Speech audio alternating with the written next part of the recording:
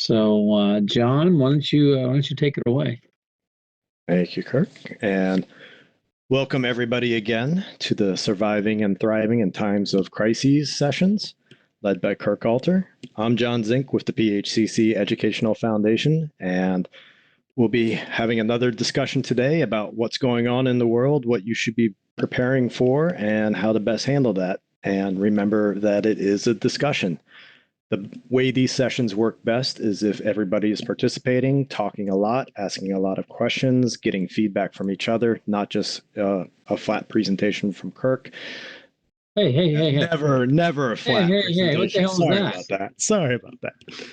So be active, be participating, but when you're not talking, please remember to mute your microphone because that helps all of us hear if there's children who wander into the room or church cathedral gongs going off behind you. If you can, right now, click on the chat box to expand that menu. I know when I start up WebEx, that chat box feature is minimized, so I can't see new chats coming in unless I actually click on it. So open that up so you can see that and use it. You can talk directly to me or to Kirk anytime during the session, ask questions. You can raise your hand if you don't want to interrupt the flow of things, so we know you've got something that you want to say and we can hit on you. You can unmute, share what you got to say, and then please remember when you're done to hit that mute button again. That helps us out. Remember that we are recording tonight's session, so please share and share freely, but don't share anything that you would not want to be public information. This will be posted to YouTube later on, and I'm pointing people to the different resources that we're talking about during these sessions. So please, if you've got something that is a helpful tool or some good insights, please make sure you share that because that is absolutely a power of these sessions. And again, thank you all for being here tonight, and thank you to Kirk for putting these on for us. I'll turn things over. Great. Thanks, John. Welcome to everyone again. And so we got some new folks on tonight, and that's great. And we get some folks who've been coming on every time, and so that's good as well. So I'd like to hear first, just from a couple of new folks, what's new with you. So how about let's see, how about Mark? So it looks like I've only got one Mark on here. So Mark, why don't you tell us who you are and why you're here? Okay. Can you hear me now? Since I've figured out how to mute and how to unmute. Yeah, we can hear you. Okay, now I guess you can see me as well. Okay, now I know who you are. Well, I work with Nick and Brad at Mechanical Systems of Dayton. I'm the Chief Financial Officer, and I find these very interesting to listen to. This is my second time. I missed last week because the owner pulled me for a project that had to take precedence. So, I'm primarily. Go ahead. I'm sorry. No, go ahead. I'm going to say I'm primarily financially motivated and interested, but seeing as how our operations group, which is construction, and Nick is heavily involved in that, and Brad, which is the largest part of our business, obviously I have an interest in knowing what's going on in their mind, what's going on in the minds of others outside of our area, because obviously we don't have a grip on everything that's going on in the world, sometimes not in our own backyard, so it's nice to hear what others are doing. And we're blessed and we're fortunate that we got an owner that supports what the team likes to do, wants to do, needs to do. And we're just trying to muddle through this whole situation, as is the country, as is the world. Yep. So good. We've been fortunate enough to get a couple PPP loans because we have two companies. And so now we're trying to maximize our potential in keeping everybody employed, keeping everybody going. And I'm sure Nick and Brad have talked about a few of the things we're doing as a company to try and generate income and fill holes where schedules might have opened up.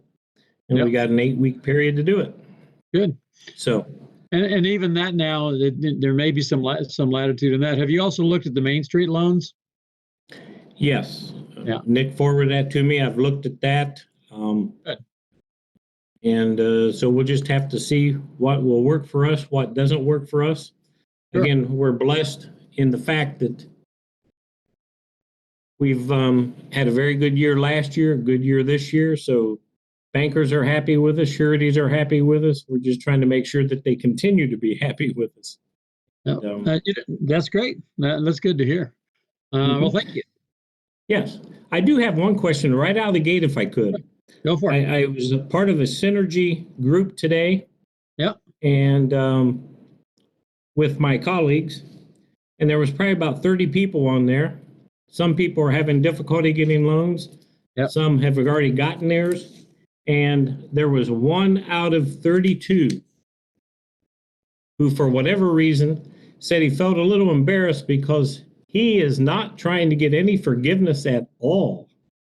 Really?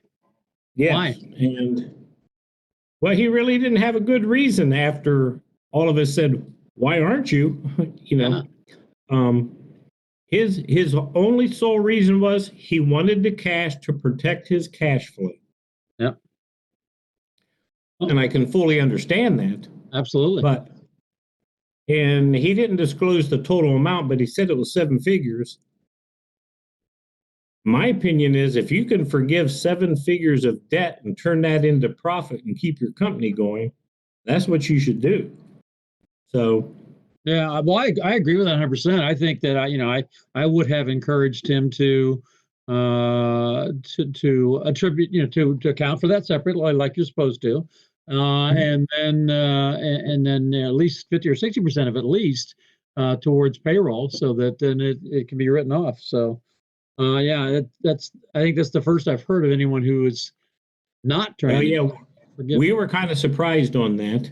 Yeah. And the other thing that I've never been able to research or find any information on is overtime hours and overtime paid eligible to use in the forgiveness calculations? And the second thing would be, let's just say half of it is forgiven. Uh-huh. And so in November, your payments start. Yeah. Well, right now the notes are amortized at the full amount. Is that going to be amortized at the lesser amount, or do you have basically still have to amortize it their full initial note period? Yeah. So the first question, I'm very sure of the answer, and the answer is yes. The overtime wages can be forgiven. On the second, I think that I've heard things on both sides of that. I think that they are, of course, they structured the loan that way because that made sense, because it is actually pre-forgiveness. What Right. I'm hearing is once the forgiveness takes place, so once we hit that June 30th date, that the note will be on the balance and not, and not the total amount. And so, Okay, well, that would. But I just That's wrote good. that question down, and I'll actually get a citation to put in for next week about the answer. So, Okay. so I've got that as an action item for me. So anybody else on the calls? Let me ask a question with your question. I want to hear if anybody else has heard anybody, because this is the first I've heard anybody saying they're not going to try to get it forgiven. Has anybody else heard that from anyone else? Or is anyone else considering that themselves? Tyler, you got some money, didn't you? Yeah, we got some money, but we're absolutely gonna try to get that forgiven. Yeah, I don't understand not doing that. So one of the things, I guess, if we're on the topic, one of the things that we were questioning was, well, we did 2 things. So we did hazard pay, and I'm pretty confident that will get forgiven. The other thing was deferred compensation. So we've got some deferred compensation on the books that goes out as weekly payroll. And they're not technically employees anymore. So we weren't sure if that was going to get forgiven or if that was an eligible cost. Yeah, so the ruling so far has on deferred comp is no, but my answer would be how you structure that. so you might change the way. So this is for example. So this is probably payout for your dad. Yep. Yeah. I think. So I also just wrote this down as a question. They've been frowning on the deferred comp idea, but I think you could restructure that. And I'm working with another company who's looking in the exact same situation, who's looking at restructuring some of their payout to former owners to present time and actually accelerating the payout so that they can have that forgiven, which would be smart. So I'll make a note to find out on the deferred comp and specifically what changes would be considered kosher by the IRS in doing that. So Okay. I'll look into it more before next week. But I absolutely, and so like I said, I would consider accelerating, taking some of that money, accelerating as long as it's below 100 grand, right? Then you may be able to go ahead and write that off. So I'll find out for you by next week. Okay. Okay. Back to you, Mark. Mark, anything else? Well, I don't want to commandeer all your time, but going back to the previous person who was mentioning that there, Yeah. I have been told by our CPA firm the way they interpret things is that the cost of that, or like benefits like 401k matches and stuff, has to be incurred during the forgiveness period and paid during the forgiveness period. So yeah, that part is true, and that's why I said I want to check on it quickly, because I would accelerate it. And like, let's say it's Tyler's dad, and let's say there's a $50,000 payment that was going to be deferred, that was going to be made in December. I would recast that and pay it by June 30th. yeah, for sure. So For sure, because I mean the tremendous benefit, right? Because then you're gonna be able to write the whole thing off, right? So yeah, I mean that's what I'm shooting for, is to get 100% forgiveness. Yeah. Because there's not going to be a second time around. I don't think. I hope not. Probably not, unless you're a mega corporation, right? Right. So, and also, I did hear too, and probably everybody knows this, but the SBA has gone out and said anybody whose loan is in excess of $2 million will be audited at some point. Yeah. And I think that is a decision that was made when the press and the stink went out about all these mega companies getting $1.5 tons of money, and they probably really didn't need $1.5 tons of money, but they got $1.5 tons of money. So. And they got a real lion's share of it, So, and I think that's good. It's a good comment and good advice. Now, as much of a pain as it is to be audited, as long as you're keeping your book straight and things like that, that's just a nuisance with a little additional accounting costs. But no, it's still good advice, right? And so for sure. And when I was in the public accounting world, I found that when you got audits, at least from the IRS, the more information you give them, the more befuddling you can make them. They just go, "Okay, looks good to me." So. Yeah, and I think I absolutely believe that's true, and I also believe with everything that's going on with the literally trillions of dollars that are going to have to be accounted for, I think there's a tremendous amount of confusion. Of course, since you were in the public side of the accounting world for a while, I'm sure you also had clients who had judgments, negative judgments from the accounting, which then they appealed, and which then they probably won. But sometimes it can take 6 or 7 years to go through that process to win, right, and get your money back. And nobody wants to do that. That's no fun at all. So good. I appreciate you giving me the first 15 minutes here. Hey, you know what? That's why we're here. That's why we're all here, right? So thank you, Mark. Sure. Who else? Well, let's see. John. Hey, John. I know you're there. Who do you see on the list that's new? New people. Names that I don't recognize. You've got a bunch of regulars, but you do have Dan McGuire, who I know has some questions that he has swirling around about some specific issues. All right, well, let's go ahead, Dan.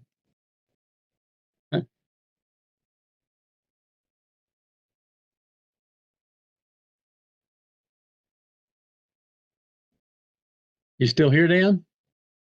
I can see his icon. Yeah. All right. Well, John Hutchings was going to go ahead and tell us what's new with him. So, John, what's new with you, and/or what have you accomplished this week over the last week? Well, Kirk, in Ohio here, we just had our stay-at-home order extended, and the governor originally mandated all employees returning to work to wear masks, and then he retracted it the next day for at least the customers, and then reinstituted it, and now he's kind of back where it was. So starting on Monday, I think we're all required to be wearing masks, including our job sites. But the door's left open a little bit on that with regards to, I think they said something about extenuating circumstances or best practices. Yeah. So we've already kicked around the idea. We want our employees to wear it, but they're complaining of their safety glasses fogging up while wearing it. So that could present another safety issue for most of them. Yeah. So a couple of things on that. So yeah, the Ohio thing has gone back and forth, and your governor, who I think is doing actually a pretty good job, made it mandatory, and then the unions pushed back. But it was interesting. It was the public service unions that pushed back. And now I've heard it's kind of gone back the other way again on the fogging up, right? So I wear glasses, and I've worn glasses since third grade, and of course it's easy. You know, anybody who wears glasses, whether they're safety glasses or otherwise, has experienced the fogging. And typically, it's a matter of how they treat the nose. And so, for my money and for me and my company, it's we're all gonna wear masks, and we're gonna have to solve the fogging problem, right? I mean, how do you feel about that? Yeah, I think we are too. I think it's just a matter of, a little bit of a learning curve. Some of the guys are learning about the baby soap, baby shampoo trick, and the toothpaste trick, and we also have a ton of the wipes, the little alcohol wipes running around, but those are becoming more and more scarce. So it's just another hurdle that's in our way. But certainly, I'll find it to be necessary anyways. We've been back in the office for a couple weeks now, and wearing a mask is it's a benefit to all of us, and those of us that know some people that have illnesses and underlying health issues. Yeah, I think that's I think that's the right thing to do. I think it's also the considerate thing to do. And I to everyone, I trust. I don't know. I was going to say make the same. I trust that all y'all have been following what's happening in other places of the world, and I believe myself to be a very optimistic person in all things, but we're already starting to see in some places some numbers go back up again, right? So in Germany, the numbers now are going back up again. We know that the Singapore numbers went back up again, and so we've got other places around the world where the numbers are going back up again. And so we are, as a country, we're still as a country, and it's in totality, we're still behind the rest of the world from a timing standpoint, and then even from state to state, we have timing issues going on. So, yeah, I don't think this is the time to be less cautious. In fact, I think this is the time to use the phrase I hate the most, which is to like John was talking about. This is the time to embrace that new normal, and so that means a mask for everybody. And I know it feels awkward at first, and it feels awkward for me a little bit. My wife and I finally went out the other day to replenish because we were out of bourbon. And I'm kidding about that a little bit. Actually, I'm not kidding on the bourbon. We're also out of some foodstuffs, and so of course we had our mask on, and most of the people had masks on in the store that we went into. But then we noticed a fair number of employees who had masks on because they were were apparently required. But there were several of them that didn't have the mask over their nose. One of them, the mask is hanging down. And so, the mouth is exposed and all that. And so culturally, as companies, we're going to have to get this figured out immediately. And it's like any other safety procedure and protocol. And I want to make a note to myself. I'm going to put something in Dropbox on a new safety protocol, or a detailed one. Yeah. So it's something we're all going to have to get used to. So, okay. John, do you have anything else? John Hutchings, do you have anything else? I actually was kind of curious, what your thoughts are on some of the data coming out of Sweden with regards to them limiting the different approaches and the stay-at-home orders and things like that, and apparently their data, at least for the most part, looks pretty similar to the rest of Europe. And I also was made aware yesterday that some of the antibody testing kits are becoming available online through Quest Diagnostics, but their website crashed. I tried to get my hands on one, actually, just to, I think it would be peace of mind for a lot of people if we can start getting those done.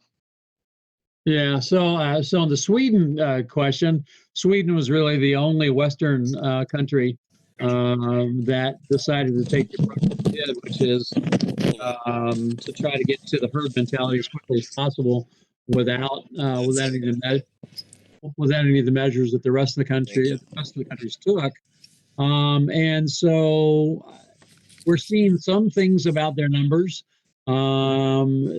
It's the first set of numbers that we saw a week or two ago seemed as if they were like you said, having similar numbers to the rest of Europe who didn't take the same approach. But I think over the weekend, I saw some numbers on Sweden where their numbers were going up a little bit now. Now, I don't know how their numbers are going up relative to the rest of Europe, but so it's one of those things. It's impossible to speculate, right? And I think this really is at the root of the whole social issue we have right now is, and what we talked about since the beginning is that we just all rush out and try to get herd mentality. Well, that's my opinion. And my opinion is that's all well and good, except for that one person that dies. That happens to be you or a loved one, gets sick or dies, and you are a loved one. And so, but I guess for better or worse, none of us on this call have been in the position to make that call, and I think that's actually okay. I think that's what our leaders are for, our governmental leaders are for. So I don't know how Sweden's going to turn out. Now, by culturally, of course, they are different than, say, the United States or other countries, is they tend to be culturally less. They're not huggers, less physically affectionate in public, and those kinds of things. So, certainly there's some differences. What was I forget the second after Sweden, the second part of that, John? It was about the testing becoming available now for antibodies. Like you, I'm one of those guys that I geeky enough that I like technology and I like doing all those those different kinds of things. And I've heard about the problems of the mail order antibody testing. My concern with that is kind of the same concern I have with, and I've articulated in this class before about even having employees doing their own temperature and those kinds of things, not because of lack of trust, but just because of consistency and standardization, those kinds of things. And so, I don't know how the self-testing is going to work out.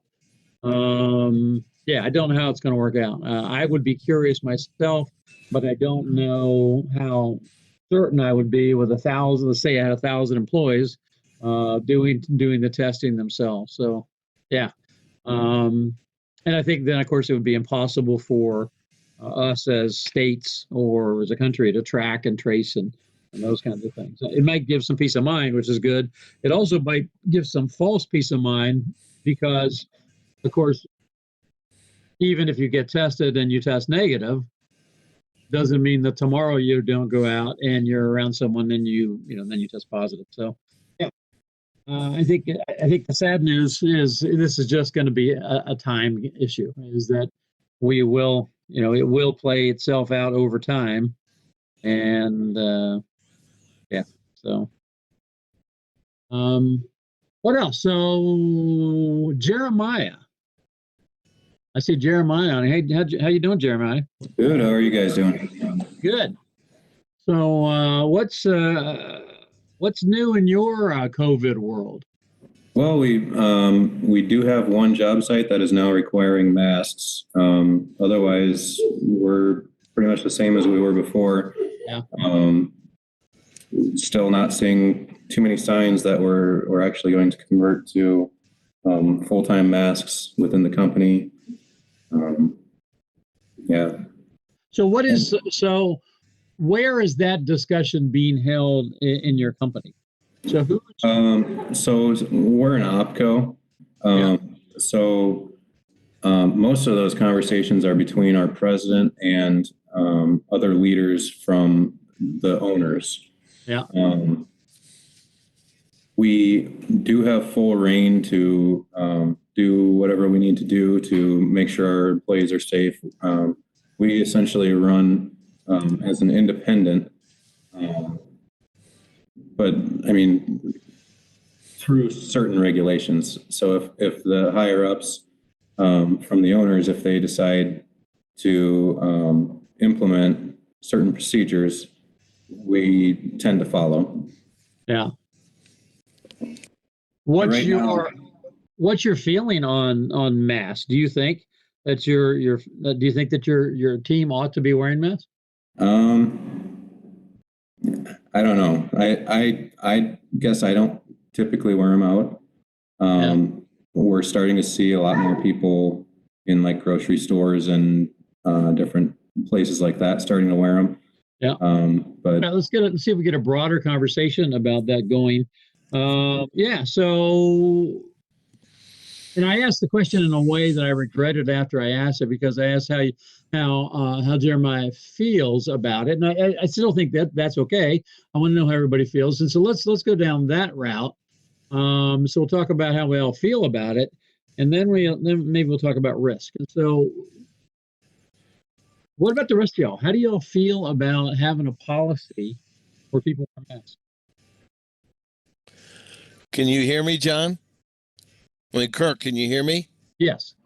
All right, this is Dan McGuire. I'm in Northern Virginia, outside of Washington, D.C. Hi, Dan. How you doing? Good to see you again, buddy. Yeah, man. Good to see you too. So, I mean, where we are here, Washington is like on a lockdown. We're in a, needless to say, a major metropolitan area, 4.5 million people in Washington, D.C. Yeah. Fortunately, we're one of the essential businesses. Yeah. So things have not really stopped for us. I mean, things have tightened up a little bit. We have a huge addition that we're doing on an assisted living project, and that job got shut down. And because we were just getting ready to tie into the building, and we're doing some other assisted livings right now where they're like taking our temperature. One of them, of my men, and everyone has to wear masks. Everyone has to wear gloves. They're really watching social distancing on job sites. It's a lot of the work is project management work for Whiting Turner and us is done remotely. We'll have Zoom meetings on some of these jobs, for coordination, and it's definitely a whole new another level. It's really all of our men have masks. I've got gallons of hand sanitizer for them. We have to take the right precautions and do the right things. Yeah. I mean, personally, I kind of feel like at the end of the day, it's really probably less than 1% of the total population in the United States that has had this or has it or whatever. However, like you said, it can could happen to one of us or one of our loved ones, and the precautions need to be taken. I think it can come back again with a vengeance potentially next year. We need to stop it if we have the chance. But feel as far as for me in the Washington metropolitan area and mid-Atlantic area here, I don't know the West Coast as well. I do, but I don't know business here as well. It's going to change the way we do business here forever. Yeah. Yeah, I couldn't agree more. I'm 100% of the belief that we're going to see that. I think we'll see more OSHA regulations coming out as the year continues to unfold that go from recommendations to actually requirements. I'm going to talk about OSHA a little bit later tonight, but I agree with you. So for my money, I think the quicker that we make the transition and get through the grumbling, of course, there's going to be a tremendous amount of grumbling and lost productivity. I think the better we're going to be. What do the rest of y'all think about that?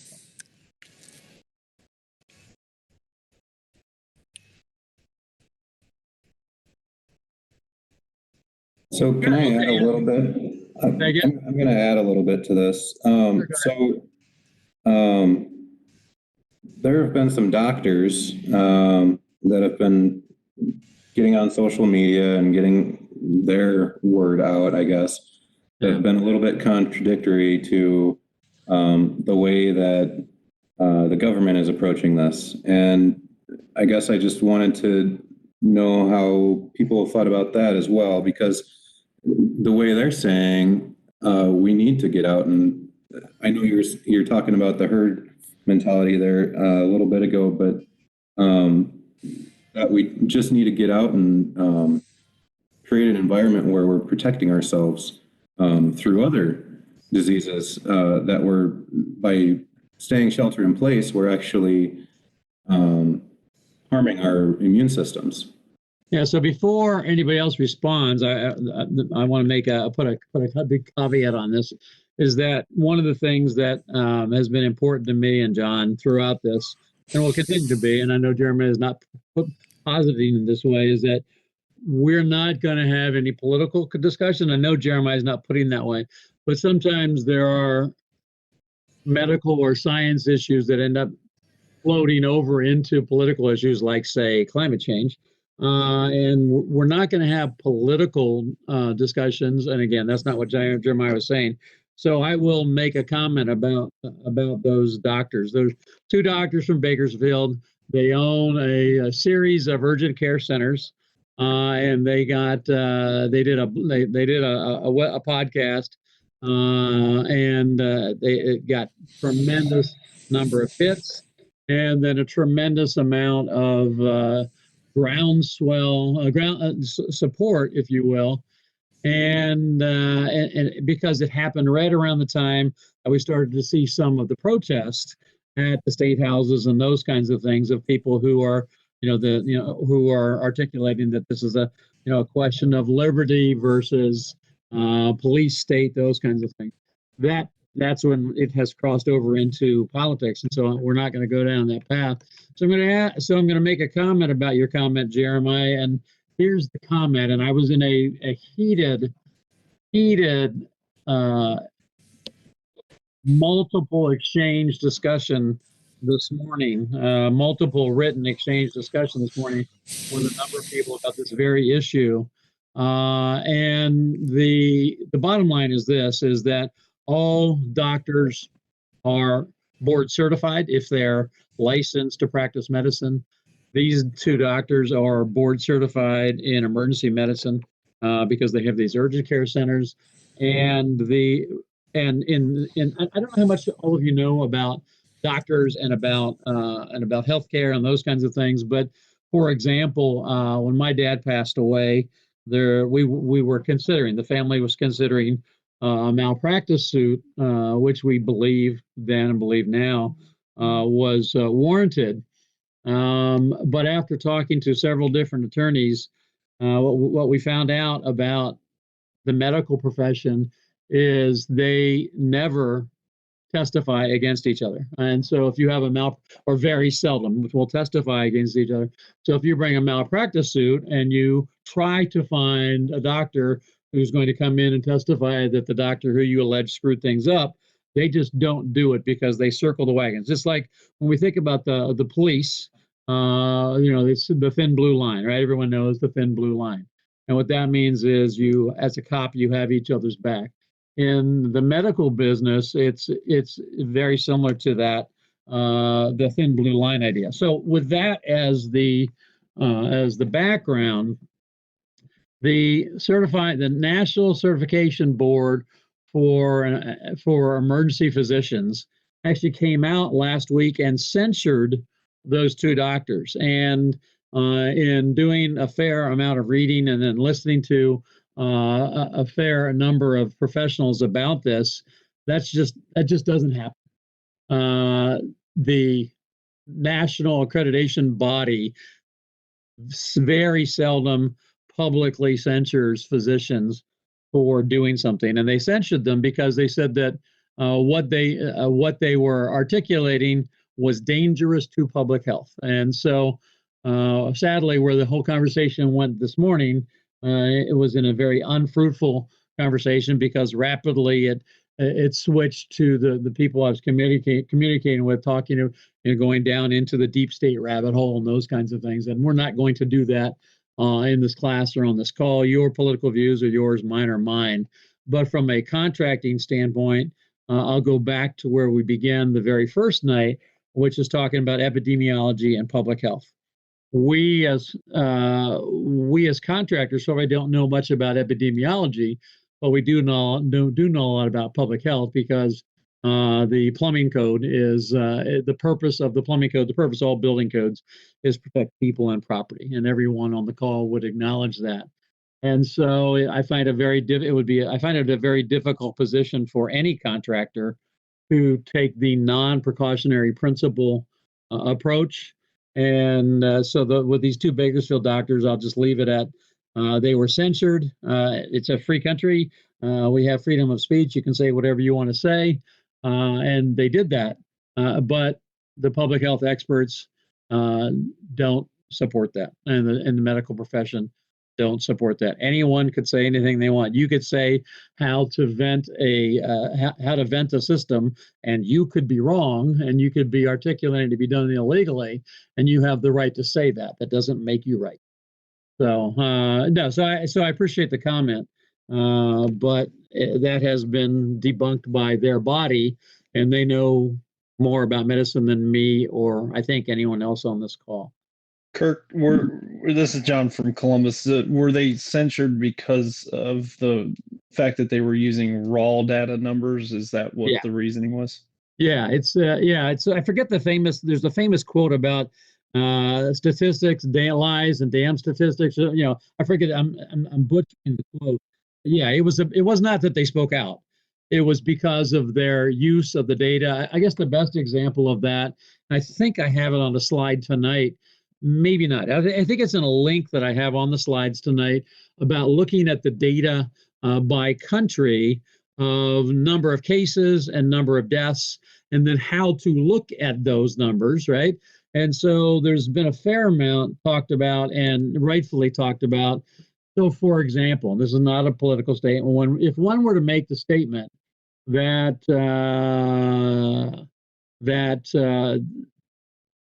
trying to pick another example, but I'll just use this one. If one were to make an example that, let's say the U.S. has tested 3 million people, and then one were to make the statement that that's more than any country, it's really irrelevant from a data and statistics standpoint.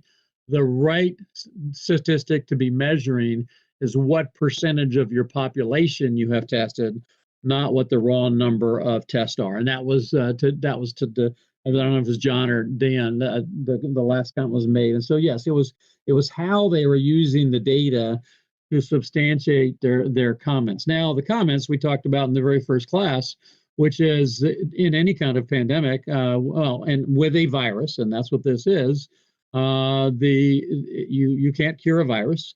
What happens is the herd has to build up immunity.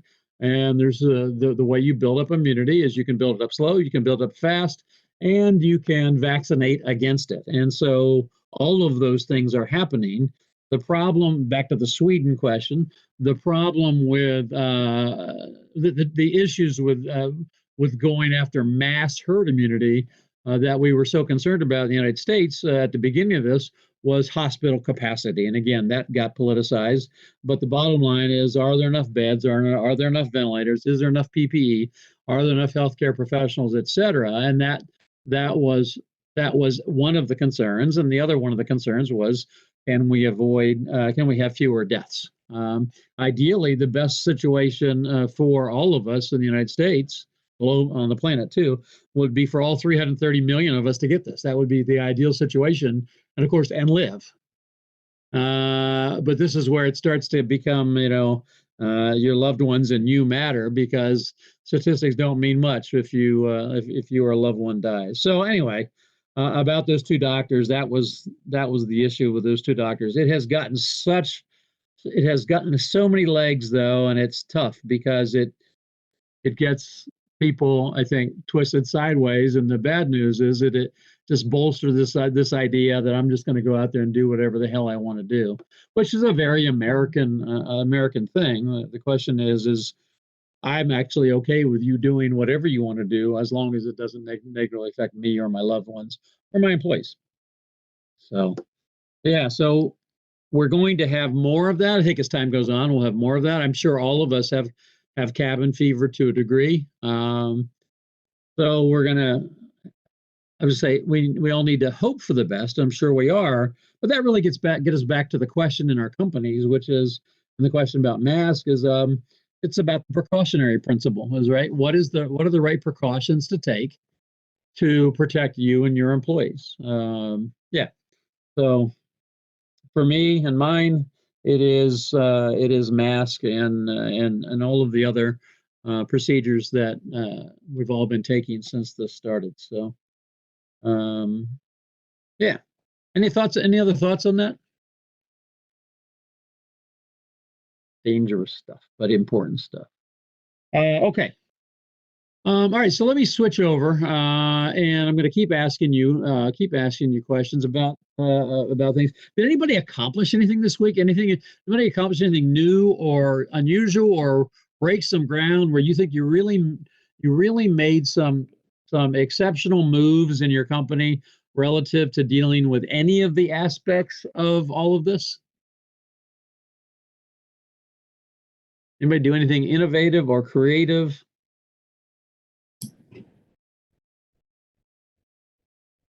The yes, no, or maybe question.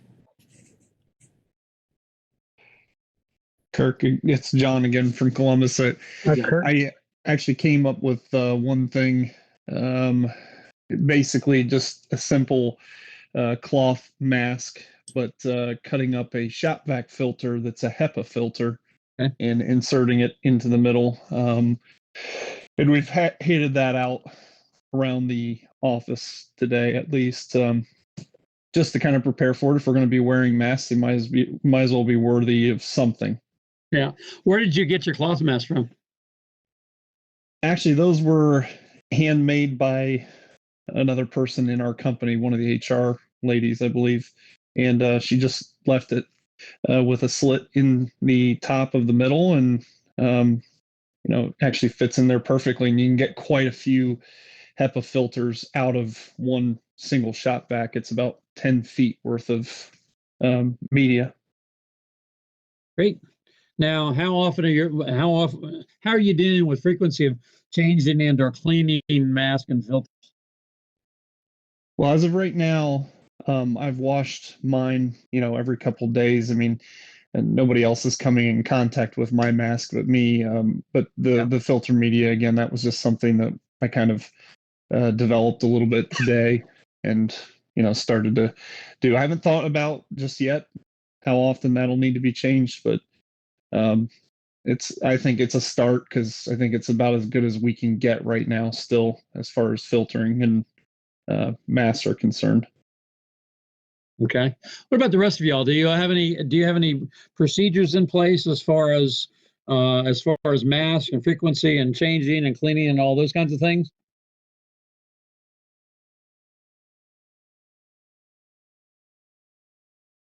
again, here in Washington again, our men have got to have their temperatures taken every day. Yeah. And people want to see that that's done. Our job sites, even our commercial job sites, people are taking their temperatures every day. Yeah. So the precautions here are extreme, but we do have had a couple job sites where insulators or somebody has tested positive for COVID. Yeah. And then everyone on the job would have to go out on for 2 weeks for quarantine. Yeah. Yeah. And that's what happened to my daughter's company yesterday. Yeah. For us, I'm not sure. I'm going to ask you in a second, Dan, but for us, all of these procedures are fully in place through the end of for us through the end of the year, and so through December 31, and then they'll be reevaluated. But we're not gonna pull any of these procedures until earlier than then. What do you think about that, Dan? I think everyone the public needs to feel protected and feel safe. Yeah. I'm a little bit more cavalier about things, to be perfectly honest with you personally, but professionally, I feel it's the right way to do things. Yeah. And to make everyone safe, and then I think that will allow whatever that new normal is going to be will start to take place, but that won't happen until everyone feels safe. Yeah. And so it's inevitable. I mean, it's inevitable. The thing's going to change. Where I think it's really tough is like, we're in the Washington metropolitan area, but however, like North Dakota wants to open up. Well, of course they do. Sure.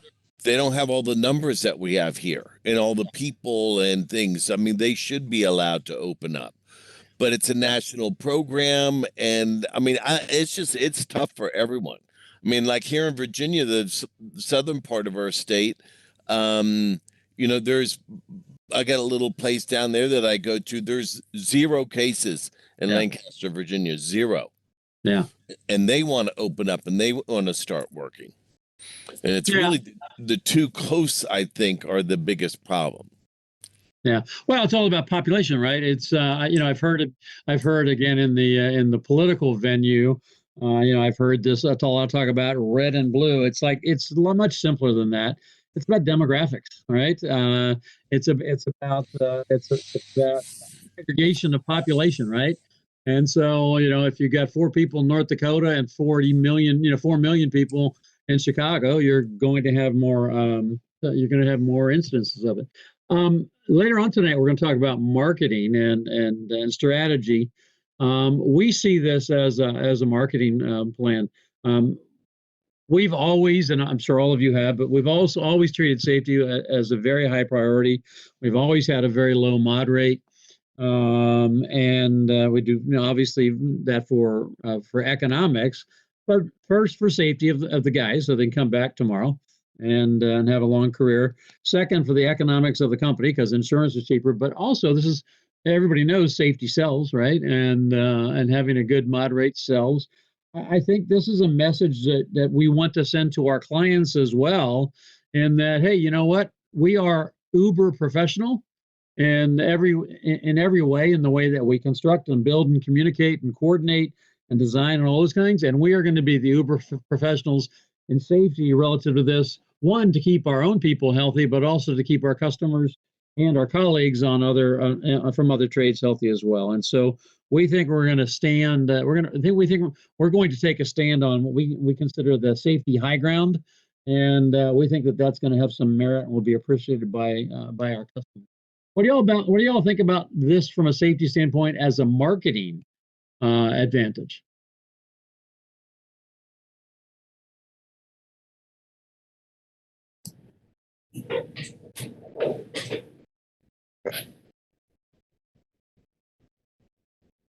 Kirk, this is Philip. Hi, Philip. How are you? Good. Actually, we've been, as a company, promoting that quite a bit. when we say marketing, working through the social media such as Twitter, LinkedIn, and those aspects, our company has been trying to make the public aware that we're in the forefront globally and doing what we can to minimize the spread. Yeah, I think it's. I like it. I'm glad to hear you guys are doing it because you're a much bigger company, and I think it sends a good message about who we're trying to convey to our customers that we are. So, well, good. Well, thank you.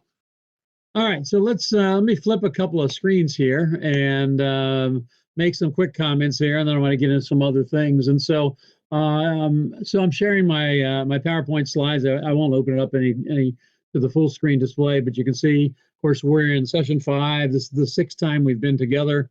There's an email for you there to reach out to me, and some of you have done that, and I appreciate that. There's also the YouTube channel, and that's where the videos are posted, is on the YouTube channel. And so you've got the link there, or you can just type in Kirk Alter Speaks in YouTube. And when you do that, if you do that, go ahead and of course subscribe because that just makes me feel better. And then also I've got my LinkedIn name there. Go to LinkedIn and connect with me on LinkedIn, and I would appreciate that as well.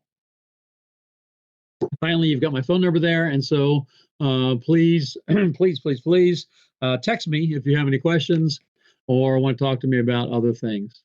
All right, so some requests. I've already made those requests throughout this program. Keep an action item list. Y'all are doing a good job with questions. We don't have any free rider issues tonight so far. So here's the outline for tonight. And so I always prepare more than we can do in any given night, and I think that's good. And so whatever we don't get to tonight, we'll get to some other night. So we're talking about how each are doing and what's new, things others are doing. And so then I want to talk about knowledge and where you are at and what you should be reading.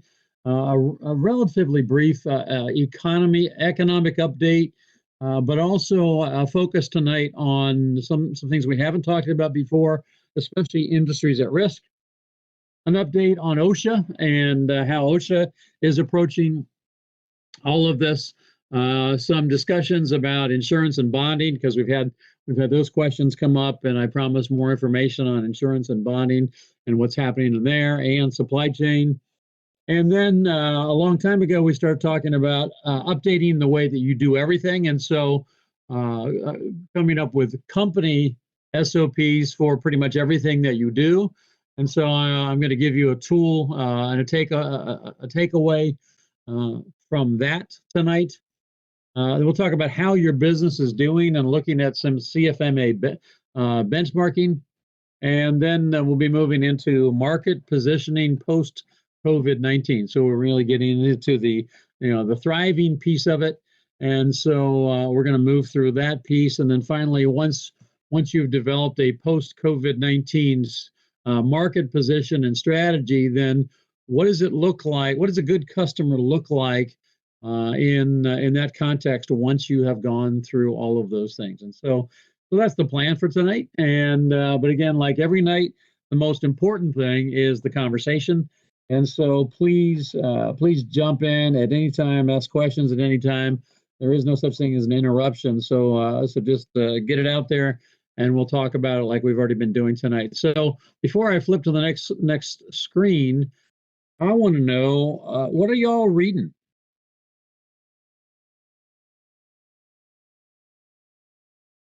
Now I know the average American last year read 1.4 books. So if your answer is not much, at least tell me a little bit about what you're reading, whether you're reading articles online or whether you're reading books. And so let me ask a pre-question. Why should you be reading a lot right now? Kirk? Yeah. Actually, you've asked two very important questions. Is as far as the amount of reading,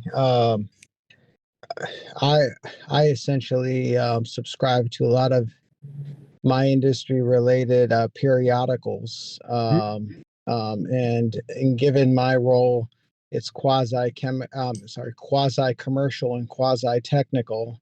That requires me to look at a broad spectrum of areas. So anywhere I read probably about 10 to 15 books a month, essentially. Now, some of them are repeats in order for me to make sure that the knowledge is looked at the different perspectives.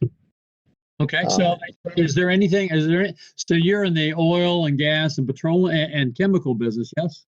Yes. Yeah. Yes. So I look at it both on the owner's perspective, both on the subcontractor's perspective, and also look at it on a macro level as well too of where it's going.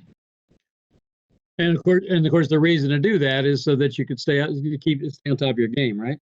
That's exactly right. And then also going into the specialized functions as you've listed on your outline, such as the different requirements globally on insurance and bonding and as well as supply chain and also the subcontract spectrum for the different disciplines. Yeah. Are there any for lack of a better word, are there any general business or construction industry titles that would be transferable, do you think, to the rest of the group? Oh yeah, most definitely. If the groups haven't, and again, I'm not too sure what the backgrounds are for the various groups. Some of these are textbook oriented, but I think it's valuable. Is to pick up, if you can, some kind of an engineering economics book. Yeah. And see if some of those principles can be applied, especially on the subcontracts front of that. The other side of it is, and it's an area weak in our industry compared to manufacturing, is really understand the supply chain. Yeah. And so to look at supply chain, out of the tip of my head, I have I actually subscribe to it, but they actually provide certification as well in supply chain as well too. Not Apex, but the other one, ISM, Institute of Supply Management, for instance. Look at those indicators on that quite well. The other side of it is, and I realize most of the concentration is here in the U.S., but also get familiar with the legality aspects on other countries if you are looking at expanding globally. So I look at what the laws are in the UK versus the laws in the Middle East, and so that's very important as well. Good. I like the idea about I'm taking both the engineering economics and the supply chain basics here. Is that too often in our companies when we face new issues or we're thinking about doing things, we have a tendency to reinvent the wheel, and that's true, especially I think in the contracting industry. And many of the things that we reinvent the wheel for as companies, as business owners and managers, lots and lots of people have been there and done that. I'll give everybody an anecdote on that. All right, so. As a result of this ongoing discussion, I had the first few hours of the day that started this morning about 6 a.m. I started having this conversation, and it ended about 9:30 or 10. One of the things that I wrote because someone was talking about, we just don't know, and I get really, really frustrated with hearing smart people saying, "Well, we just don't know." So here's something that probably many of you have not read before or given much thought to, but William Shakespeare, everybody knows Shakespeare, of course. Shakespeare was in his earlier days in theater in London in 1580s, 1590s. And so I pulled something out that it was a direct quote from the Privy Council of London. The Privy Council of London essentially was the City Council of London. And there had been some violence in the theaters. There were 4 basic theater groups in the theaters in London at that time. And there had been some violence because some of the apprentices, and that's what they were, some of the apprentice actors and what have you, rioted, and they rioted over pay. And the city council shut them down. And they shut them down and said, okay, there won't be any more theater in London for 3 months. So they shut them down, but just before the 3 months were up, the watermen, and what watermen were is because the theaters were right around the Thames. Watermen were people that worked at the canals. If any of you watch Peaky Blinders, you know what a waterman is. But the watermen were really unhappy and upset because of economics. They didn't have any work because these theaters had been shut down. So the watermen were complaining. The vendors around the area were complaining, and the prostitutes were complaining because it was severely affecting their ability to earn income. And so they went to the Privy Council and said, "Hey, we got to open these theaters back up again because this is killing business." And so far, all of that should sound relatively familiar. I'm not sure who the prostitutes are in this story. I won't say anything about contractors. And so they went to the Privy Council. The Privy Council said, "Okay, here's what we'll do. We're going to open up as soon as we are sure that the disease. As soon as we're sure that it's safe." All right. Because meanwhile, during that 3 months, so this was from June to August of 1591. So between that period from June to August, the plague had broken out in London. And so that was a problem. So the Privy Council said, "We will open up as soon as we can demonstrate that we have a handle on this epidemic and it's not going to be a problem." So it was on their mind in 1591, these city councilmen. So then they did open up again. And very shortly after they opened up again, the plague hit its second or third or whatever wave it was, and really took off. And the Privy Council shut it down again and said, "We will not reopen again until this epidemic is over." Period. Now, the reason I bring that up is Philip talking about engineering, economics, and supply chain basics is we don't need to be reinventing the wheel here. We know smart people back in the 16th century knew what the right thing was to do. I love Philip's example of supply chain basics. I am 100% certain of the total number of people on this call that there's maybe a grand total of one or two that have ever even had a textbook in their hand of supply chain basics. Well, if you want to know how to manage your supply chain better, and if you want to know what the right steps are to take in case of supply chain disruptions, it might be a good idea to just go ahead and find that contemporary textbook in supply chain basics. And so that's my anecdote and my recommendation to y'all. So what about the rest of y'all? So the question was, what are you reading and why should you be reading? And I know the answer is for all of us, we're all busy. Well, everybody has exactly the same number of hours in a day. And many of you have heard me talk about reading before. But the reason you should be reading is to make your job easier, to make your life easier. So is anybody else reading anything to help them to run their business better in these times? Go ahead. Is that you, Todd? Yeah. Hey, Kirk, how you doing? I'm good. How are you? I'm doing great. So I was going to say I'm reading Thinking in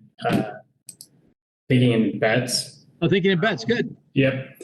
That was actually one of the books for the class I'm supposed to be reading. And also, I think it's really kind of helping me in this time because a lot of us are actually taking bets and risks right now. First with our health, going out there in the public and still pursuing our work and doing our jobs. And two, kind of taking risk on going into certain markets or trying to move forward on a project. So I've been kind of reading it to kind of better my judgment on it. And I'm only like halfway through the book right now, but I think it's been something that's helped me actually think more of not dwelling on taking making a decision and just kind of moving forward and knowing that not every decision is going to be great, but just thinking of, hey, whatever the outcome is, there's always, a learning experience from it and how to better myself on it. Yeah, and I think I appreciate your comments, Todd. And for anybody out there who hasn't read that book, you really should read the book. To me, it's the perfect book for a project manager. because we've got to be constantly calculating the odds and then taking the shot, placing the bet, and then learning from the outcome and not kicking ourselves too badly for making the right bet that happened to have the wrong outcome, but also not giving ourselves too much credit for making the wrong bet and having a good outcome. And so that's a really good book written by a world champion poker player. So let me give you some more things that you need to read and some that you ought to read and some framework to hang on it. So what I have here is on the screen is I have a diagram of 5 different, I'm going to say influencers, 5 different influencers, or things that are influencing your life, the people around you. And so you can see in the center of this, it's really a Venn diagram, right? So in the center of this 5-circle Venn diagram, I have me and all of my friends. And so that's where, by all of my friends, all of you are my friends too. We're not necessarily all 100% like-minded in how we look at this and things, but so the 5 circles, the 5 overlapping circles of thought that are in my head these days. At the top in the pink is people who are taking COVID-19 seriously and are social distancing. None of these are value-laden ideas, folks, and so please don't be offended by any of them. And none of the words are intended to you. I wasn't thinking about any particular person in this group when I did this. I did this today as a result of my 4-hour saga this morning, my 4-hour war this morning about this. And so the top is people who are taking COVID-19 seriously and are social distancing. And so for each of these 5 topics, plus a couple more, for each of these 5 topics, I have some books that I strongly recommend that you should read, that I have read and am, for some of them, rereading, and I recommend all of them to you. Before I get too far down the pike, for those of you who don't know me and haven't heard the speech from me about reading, this is a math problem when adult human beings, smart adult human beings like y'all, say, well, I don't have time for reading. I've got a busy job and I've got wife and kids or blah, blah, blah. I get it. We're all busy. Nobody's any more specially busy than anybody else. This isn't about time. It's about discipline. And so those of you who know me know I always encourage smart adult human beings and or my employees, and they're hopefully they're both, you need to read at least a book a month. At least a book a month. That should be the least amount that a smart human being reads. And so books are all kinds of different lengths, but if books typically run a book will typically run 300 to 400 pages. Well, if you end up doing the math, if you're going to read 12 books a year of about 400 pages, what that means you have to read 13 pages a day. Everybody on this call has the ability and the time to read 13 pages a day, even if your lips move when you read. And so this is about choice and discipline, and I choose to educate myself to make my companies better, to make me a better leader, to make me a better father and husband, and just a better person, but a smarter person who wins. Because at the end of the day, the reason I'm in business is to win. And so I have books for each of these, and so I won't talk about them in depth. I'll talk just a little tiny bit. So on the top, for people who don't know a lot about pandemics and epidemiology, the book on the top right is The Great Influenza, and this is one of those books that is strongly recommended by anybody who's talking about pandemics, and this is talking about the Great Flu epidemic of 1918. An excellent book, and if you want to learn a lot in a very short period of time, the book's only about 300 pages, and it'll tell you lots that you need to know about social distancing. Most of you, I don't know what you know about this, but Woodrow Wilson kind of squelched the discussion about pandemics during the First World War. We didn't do much social distancing. Lots of the servicemen and women on the ships came down with the flu, and many of them died. And then, of course, when victory was had in 1918, everybody hit the streets, and that's when we hit a huge second wave that caused lots of lives. And so that's a good book on that. Coming around to the right side of that in the kind of the brownish color, people who are concerned with increasing authoritarianism and surveillance in governments around the world. And so many of the protests we've seen recently have been about that, have been about authoritarianism. And we see a lot of the give me liberty, give me death kind of things, don't tread on me, those kinds of things. I get it. I'm all about liberty. Anyone will tell you that I'm about as independent and autonomous as one can be. But I also believe that we're all together in this thing called community and society for the greater good. And so, but I have to weigh that against surveillance and AI and all those kinds of things. And so, the next book you see there is a book called "The Age of Surveillance Capitalism," and this is a brand new book.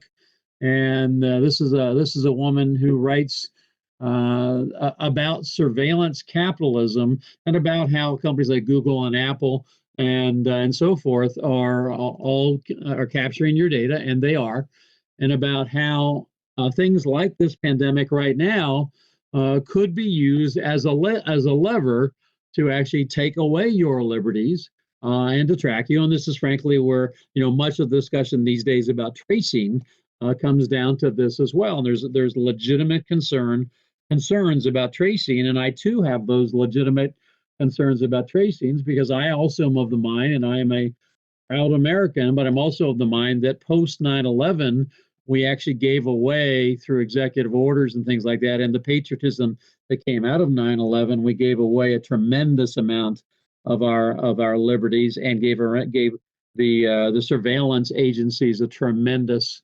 amount of power that they probably shouldn't have, in my opinion. And so this book really speaks about all of that. And so if you're concerned about increasing authoritarianism and surveillance from government, and I think that would resonate with many people, then I suggest that instead of us just randomly talking about how we feel, here's a woman who's done a really detailed book and she studied this for many, many years about these issues. And so a great way to get informed on that. And by the way, I don't have any financial investment in any of these books. Going down to the next overlapping circle, the green one is people who know that a better world is possible and feel that this moment presents us with a good chance to make it real.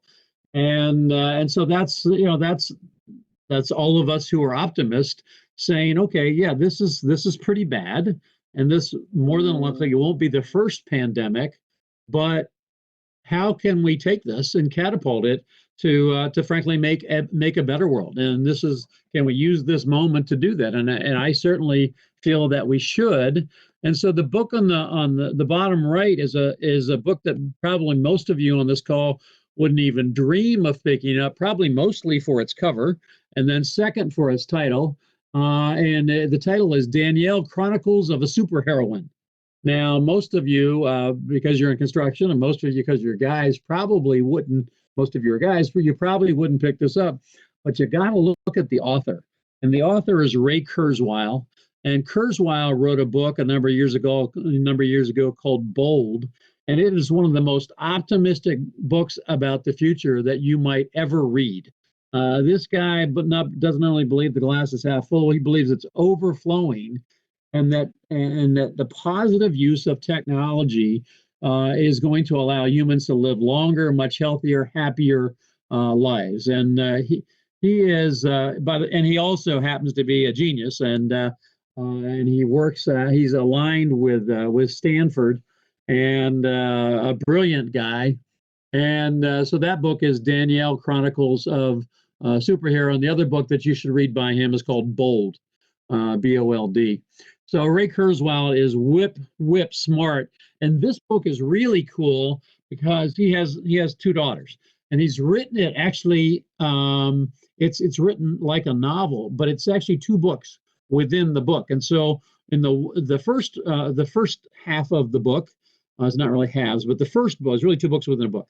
The first book is really narrated by the older daughter. So Danielle is the younger daughter, Claire is the older daughter, and it starts at her birth. And so it's the story of Danielle from Claire's perspective. But then the parallel book, and they're all in the same volume, the parallel book then talks about the technology that goes along with each of those. And so it's a very optimistic book about thinking about how can we learn and work our way through this modern era using technology in a positive way. Now, the book has nothing, it doesn't talk about COVID at all. It just came out in November, I think, of last year. But when books are published, if it comes out in November, I mean, books was done probably in June. And so this is pre-COVID, but it's a very optimistic book. It's a great book. I'd strongly recommend to those of you who have children, especially like early school age children, primary grades, or even all the way through high school, to share it with your children. Now, it's not a children's book, so it'd be kind of a shared reading experience, and I think that you would enjoy it and they would enjoy it. So that's that piece. Moving over to the fourth overlapping circle is the blue circle, is people who see that nature is responding well to a world slowed down and that capitalism as normal was making climate change worse. So again, we're not going to have a political conversation. I'm happy to have a scientific conversation with about anybody on this call about climate change at another point in another context, but not here, not now. But we do, all of you have seen the pictures online and on TV and things like that of how, the dolphins, there's actually dolphins swimming in Venice in the canals, and how the skies are much clearer over Los Angeles and so forth and so on. And so, of course, that's all logical since the whole damn planet has been shut down for a couple of months and people haven't been driving and industry has been shut down. I think we all understand why nature is responding the way it is. But I, for one, have been really kind of amazed by watching the animal populations in places come back as quickly as they have. So I saw a picture. I have a friend who's in Ireland, and so I saw a picture from Ireland the other day where this whole flock of sheep going right through the center of town, that they typically don't do that, and those kinds of things, right? And so in the bottom left, the book that I recommend there is a book called Deep Economy, written by Bill McKibben. Bill McKibben is the founder of an organization called 350.org, and he's not a fringe wacko kind of guy. He's a smart guy, and he writes about the economy and about capitalism, about how we can marry up clean water, clean air, and having a healthy capitalistic economy. And so I recommend that book as well. Finally, the top left circle is the yellow one, is people who are concerned and directly impacted by the ongoing economic collapse they see in their community. And there I could have listed a dozen books, but I didn't. But I think the books that I've elected to read to help to inform me, or in this case, all three of these, to reread these, to help me understand and how to think about all of this, is that this class is Survive and Thrive in Times of Crises, plural. And of course, once the pandemic is beyond us, we'll be dealing with the economic crisis for quite some time, as we've talked before. So on the far left is a book called The New Deal by a guy with the last name Hiltzik, and I've mentioned this before.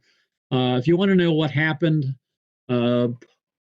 post the Great Depression relative to the New Deal, this is the book to read. There's no question in my mind. This is the book to read about that. The other two books I haven't talked about, and the one that's at the very top is I really thought long and hard about recommending this book to y'all because it's an old book. It was written in 1993, and it's called The Great Reckoning. And the subtitle is Protect Yourself in the Coming Depression. And it's written by two guys named James Dale Davidson and Lord William Rees-Mogg. Now, I don't know if that name is familiar to anybody, but William Rees-Mogg is dead now.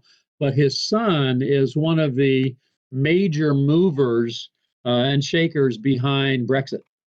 And so, in getting England out of the EU.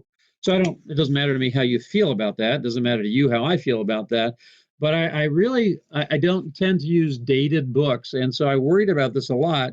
And then I also worried about recommending it because it has some recommendations in it that I don't necessarily endorse, but that doesn't make it a bad book. I could be wrong. What it does do an excellent job of doing is that's why I have it parallel to the book The New Deal. It does a really good job, especially in the beginnings of the book, talking about economics and capitalism and the rise and fall of economic cycles and how societies and businesses ought to protect themselves.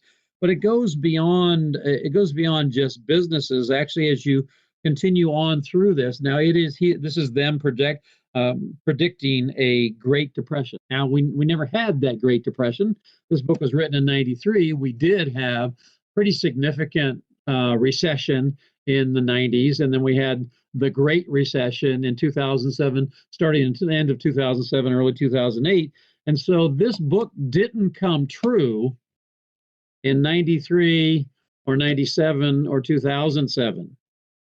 The reason I'm recommending it is it's coming true now, and in many respects. And so when you get towards the back of the book, it gives you some specific business recommendations to make, but also some investment recommendations to make. So there's people on this call who all of you I view as colleagues. Many of you, all of you I feel as friends. Many of you I feel even closer as friends because I know you a little bit better. But I know, for example, Matt V is on here on the call tonight, and he's somebody I've gotten to know more lately, and he's interested in investing and investments. And so one of the things I talk with my friends about investments is, okay, there's going to be tremendous opportunities when this recession / depression hits. And so what are some of the right moves to make? And it speaks to that pretty well as well. And so I recommend it after really thinking long and hard about it, but I think you should consider reading it. And then the last book might be the most interesting book of all of these. And I put it here because it's really, I think it kind of goes to the center of the Venn diagram. And it's The Soul of a Citizen, Living with Conviction in a Cynical Time. And so all of us, I suspect, would believe that we live in cynical times, and we lived in a cynical time pre-COVID. And so this is a very, very well-written, thoughtful book about us, about all of us as people.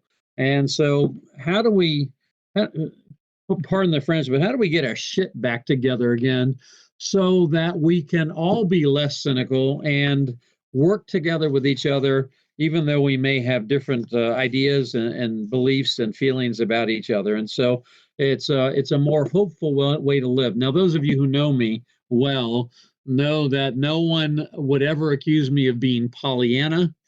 And John Zink will probably laugh at this, as I'm pretty sure no one has ever called me Mr. Empathy. Would you agree with that, John? Uh-oh, I lost John. Empathy? I know. I think you have the vast intelligence to be able to analyze a situation and see where someone's coming from. So in that respect, but all right, I'll take that. I appreciate that. I'll take that an empathy prop any way I can get it. And I think I thank you. I think that was very well said and well intended. And so I think you're right. I do have empathy with analyzing ideas and things like that. And then I'm totally and brutally analytical. And if I think it's shit, I'll tell you it's shit. Would you agree with that, John? that is true. Yes. Honesty. Yeah. But that's a powerful tool in the toolbox too. Yeah. In not letting people get away with believing their own crap. Yeah. Yeah. And so most of you know me know that. And so, but I think that those of you who know me really close, Len, especially hopefully my loved ones, is what matters most to me is people. That's why commandment number one in our company and my companies is support the craftsmen in the field, because at the end of the day, what matters most is the people, for both human reasons, but also economic reasons. So anyway, there's 6 books I recommend to you. And so if you were a manager of mine, or another employee, or if you were a student of mine, and we just rolled into May, there are 8 months left this year, and there's only 7 books. And so next week, if you like, I'd be happy to recommend one more book for you, because now everybody has a book a month to read here. And in all seriousness, if anyone decides that they want to start to read any of these books and they want to start to have conversations about these books, and that's always a great way to actually have more takeaway from something you're reading, kind of a quasi book group, if you will, but very informally. If anybody wants to do that, just reach out to me and say, hey, I'm reading Deep Economy and Danielle. Is anybody else reading that? And if so, you want to talk about it once, we'll just read one a month, that kind of thing. So what do y'all think? So give me some feedback on this whole these Venn diagram and this reading assignment I'm trying to motivate you to do. Well, Kirk, I can speak on it. It's Matt V. How you doing? Good. How are you? I'm good, thank you. As you know, I am reading the New Deal right now, and it's empowering to feel knowledgeable about what the next steps will be. And beyond that, one of the things I've enjoyed about the book is the way that it talks about FDR and his leadership and the importance of leadership in these trying times, and essentially that the fireside chats really weren't as frequent as I had always thought. He was only doing 2 or 3 of them a year, but people put so much stock and so much weight into them that they were having such a significant impact on how people were reacting to their situations. So I've really enjoyed that part of it. The Venn diagram in general is very interesting. I like it a lot. I'm smiling just because at first I didn't really know what we were going for here, but now that I'm seeing all the connections between them, these are the 6 main emotions or 5 main emotions that you're feeling right now. So yeah, well, thank you for that. I think your comment about the New Deal and the leadership component is really powerful. I mean, he was a whatever anybody's politics are, as far as the study and leadership, he was it for sure. What anybody else? Is anybody even intrigued or inspired, or would even consider picking up one of these books sometime and reading it?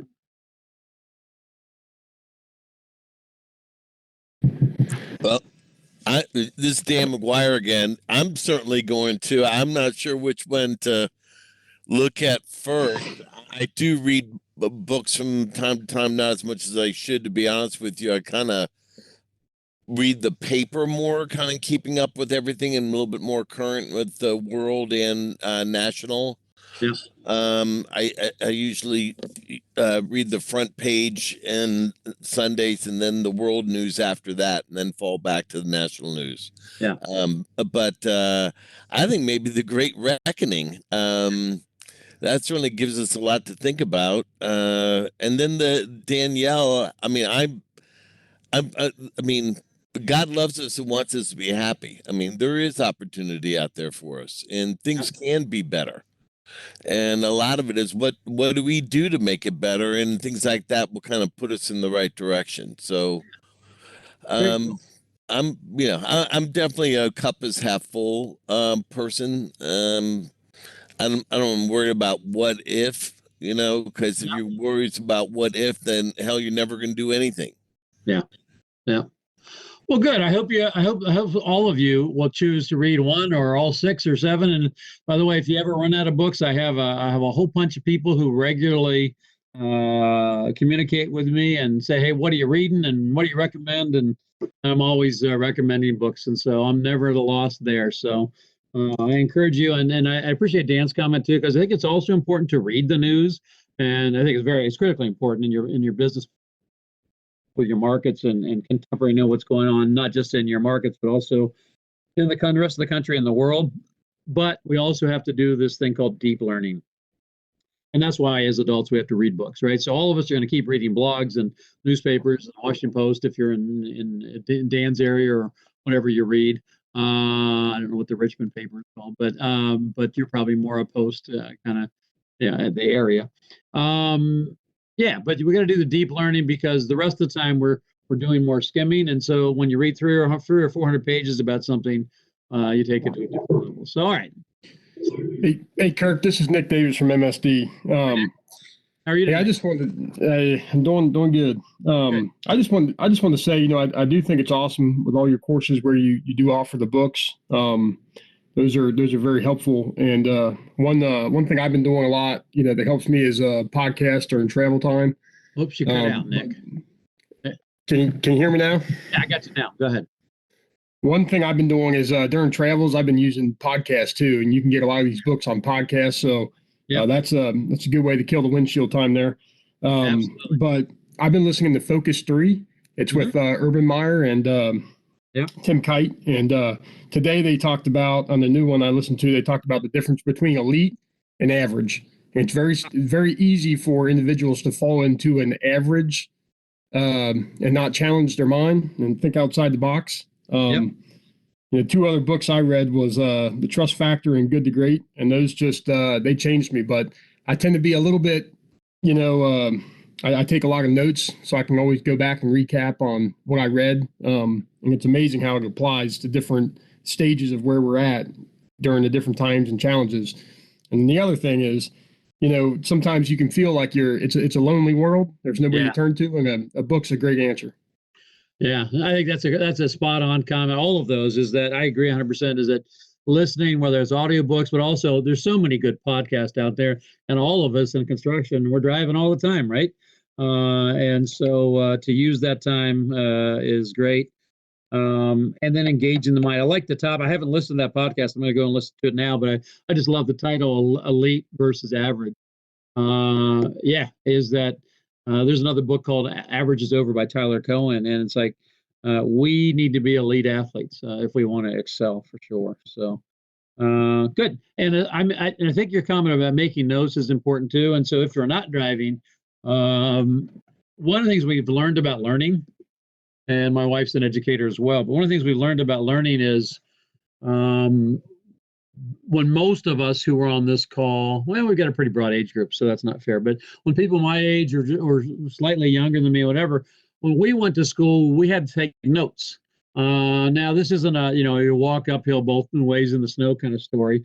But one of the things we learned about learning is the shift, it's probably been 20 years ago now, the shift 15, 20, 25 years ago of just putting PowerPoints or some other media up on the wall, and then giving students those notes. Students aren't retaining nearly as much and not having nearly as much mastery, because as it turns out, there is a tremendous amount of internalization that happens when you actually are sitting there either reading a book and making notes out, or when you're writing things down as the instructor is talking.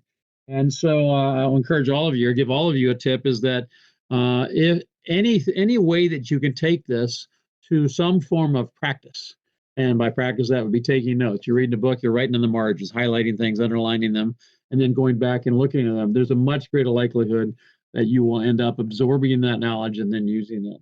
So that's just a teaching and learning one-on-one kind of thing. So, all right, good. So I hope all of you pick up some books to read, and then I'm going to ask all of you throughout the rest of your relationship with me, however long that is, whether it's another week or whether it's another 20, 30 years, is if you're reading something that's really good that you think I'd benefit from, please let me know, and I'll do the same thing. So, all right, let's talk about let's go talk about the economy again. And so the jobs report came out again. Of course, it does every Thursday, and today's job report was 3.8 million. Thank you're welcome. It was 3.8 million last week. And so now, before you don't. Fortunately, the screen is small and the data is small, so you can't see it. So 3.8 million. How does that sound compared to last week? Sounds like it's gone down. It's great. Last week it was only 4.4 million, so it's gone down. So that's good. Now, I say that, and I'm smiling as I say that, because it has gone down. And that is good that's gone down. In fact, it's gone down. It was 700,000 fewer people filing for unemployment last week than the week before. Now, this is a classic example, back to John's comment earlier today, this would be a classic example of being a really shitty analyst. Now, how could you be a really shitty analyst with that data? Everybody. Assume that's a trend and we're good. We're ready to go again. Yeah, so 3.8 this week, and we had 4.4 last week, and so we're 14% less than we were last week. Hallelujah, it's going good. These numbers are still so freaking high that they would be mind-boggling in any other time. And so 3.8 million in a week is a phenomenal number. And so now in the past 6 weeks, we've had a total of 30. It's actually 30.2 million new unemployment filings in the last 6 weeks. Now I had I was really pissed off about this last week, and I think I may have mentioned it, but I had 2 idiots on a board on which I serve who were making the argument, and frankly, it was a political argument. We're making the argument, wow, those unemployment numbers aren't right, and the only reason people are finding unemployment is because they're making more money on unemployment than they would otherwise. Please stop. Please don't be that person. Because what it means, if you're making those statements, it means you haven't done your research, you haven't read anything, and you're making yourself look foolish. So please don't do this. Now, I typically don't like to blow up the slides because WebEx is really funny about it when you do this, but I did anyway. And so the reason I did it is I want to show you these charts that I attached. And of course, you can look at these charts later on in Dropbox. What I did here is in this data, I'll blow it back up here a little bit. So you can see, say, the chart in the middle. And so right in the middle, it says employment change by industry with confidence intervals, March 2020, seasonally adjusted in thousands. And this is the 3-month net change. All right. And so that's what you're looking at here. So now I'm going to come back out here a little bit. And let's see if I can do it this way. Can't. Hang on one second. I'm trying to manipulate this. All right, good. So I want to start on the left here first, if I can get this blown up properly. And let's move this over to the left a little bit. All right, so bear with me for a second here, folks, because I want to show you the progression. And this is going to speak directly to your marketing efforts. All right, so now I'm going to go from current slide and see if that works, and it didn't make any difference at all. All right, so sorry for the futzing around here, guys. So what you're looking at here now is large enough, and now I think you can see the one on the left this is the 12-month net change in employment. And so when you go onto the website that I've linked it to, and you can do this, after class, is what it looks as the total non-farm employment change. And so you can see this chart here. And when you're live online, which I don't want to be right now, it gives you the total employment. And you can see this line, the gray line, the gray vertical line in the middle there. That's the zero line. And so you can see over here where unemployment is, then total private unemployment, goods producing, service producing, et cetera. What I want you to do is watch the patterns. And now and so you don't have to worry about the labels, just watch the patterns. And so now if you look on the far left, where my cursor is, you can see the 3 bars here, and the ranges are in the gray area. And then we've got some red squares, some red dots that appear right around the 0 line. And then down here, some other numbers here. This is the 12-month net change. Now, almost all of those numbers are positive, with the exception down here of leisure and hospitality. So that's the 12-month net change. The next one is the 6-month net change. The next one is the 3-month net change, and I'll scroll this over here a little bit. And then the next one is the 1-month net change. So I know you can't read the labels. I don't want you to read the labels. I want you to look at the patterns. So tell me what the patterns are doing. Getting further out, larger. I can't tell whether that's supposed to be larger, but it looks like it's getting larger. As they move left, we're going from positive employment. So these charts, employment change by industry. So if it's to the right of the gray line that most of them hover around, it means that industry is actually adding employees. If it's to the left, it means that industry is subtracting employments, subtracting employees. So what's happening what's happening in the three subsequent to the base chart? What are they all doing?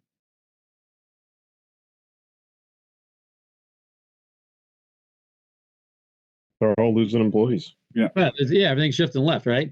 And so that's no great surprise. What many of you might not know if you don't go and look at the data is you might not know that this data is available to you.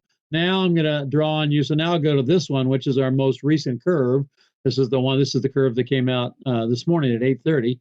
Comes out every Thursday at 8:30 is the jobs report.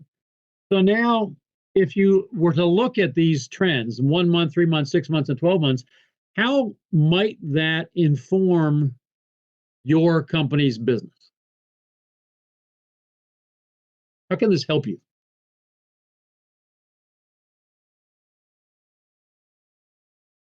It'll start showing you where projects might end up being. No, that's exactly right? And that's what you should be doing with this data, is you should be looking at this data and saying, what's happening in this industry? So now, when you look at these dots, they don't really tell you, we're talking about such a massive scale, they might not tell you a lot. If I was live, you could click on that dot and it would tell you exactly how many jobs were gained or lost by that industry during whatever period you're looking at. So like Jeremiah's saying, is absolutely will tell you what's happening in the industries or sectors in which you're thinking about playing. So I did decide to click on this. Now I clicked on something else. Go back off. And so this will tell you what's happening in the industry that you're interested in. And so I'm going to give you an action item.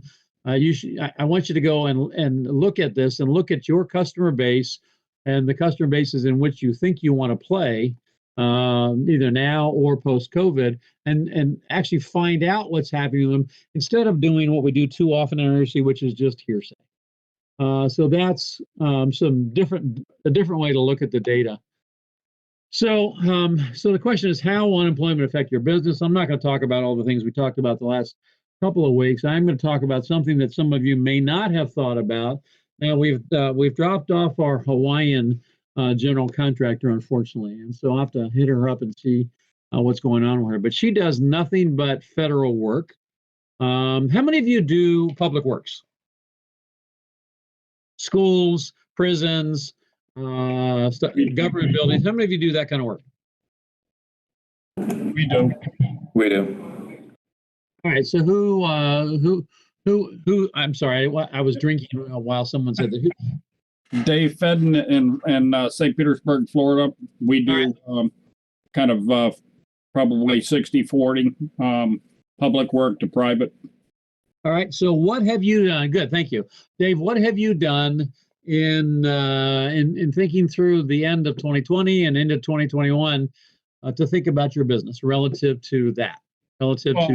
Coming out of the recession, we went ahead and started gearing more towards, we're still doing school board work. We're getting out of the primary education and more into secondary education, where we've had a strong hold anyhow, but starting to get into healthcare a couple years ago, and we're growing that, and there's never going to be an issue with the healthcare. So that's the two industries we're hitting in the most. Good. And that's exactly where I wanted to take this, is that in construction, we're slow to change. Most companies are slow to change their market base. We tend to we do schools, or we do hospitals, or we do, and it's like that's not going to get you there. And so I think this is the study I wanted to show you before. And so I have a couple of good citations for you this week.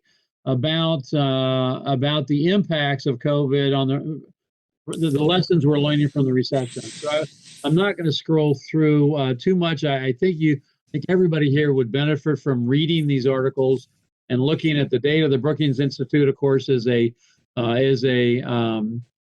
what's the word? A nonpartisan think tank, and all they do is science and statistics and data and studies and those kinds of things. And so this week I actually put 3 Brookings Institute studies that are all easy to read. And don't forget to click on the links as you're reading these, because they've got really good data that will help you to think about what you should be thinking about your companies as we move forward, as we think Kirk.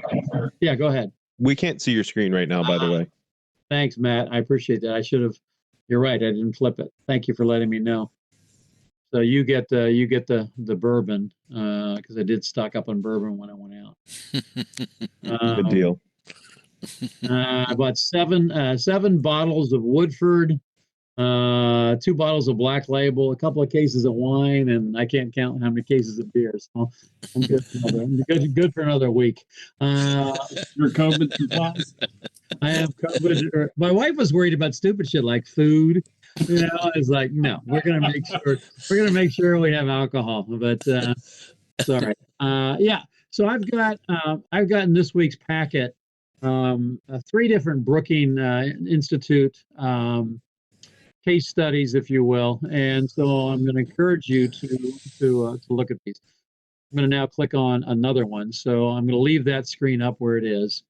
And now I'm going to click on this one. You should still be in. There you go. And so this is the effect of COVID-19 and disease suppression policies on labor markets. A preliminary analysis of the data. This is a really good report that I encourage you all to read. That says, okay, where are we now? And this came out 3 days ago, so Monday. And so we know it's decimating the labor force. Here is unemployment claims, and now this is why I wanted to bring this one up, because we know new unemployment in 6 months. I think after a few weeks of that, this starts to just, it doesn't mean anything to us anymore. I think this is a more telling, more telling graph, and this kind of ties us back into the Great Pandemic book and the New Deal book, is that this is unemployment as a percentage of labor force by country. And so we're already, the U.S. is already at almost 15% net unemployment.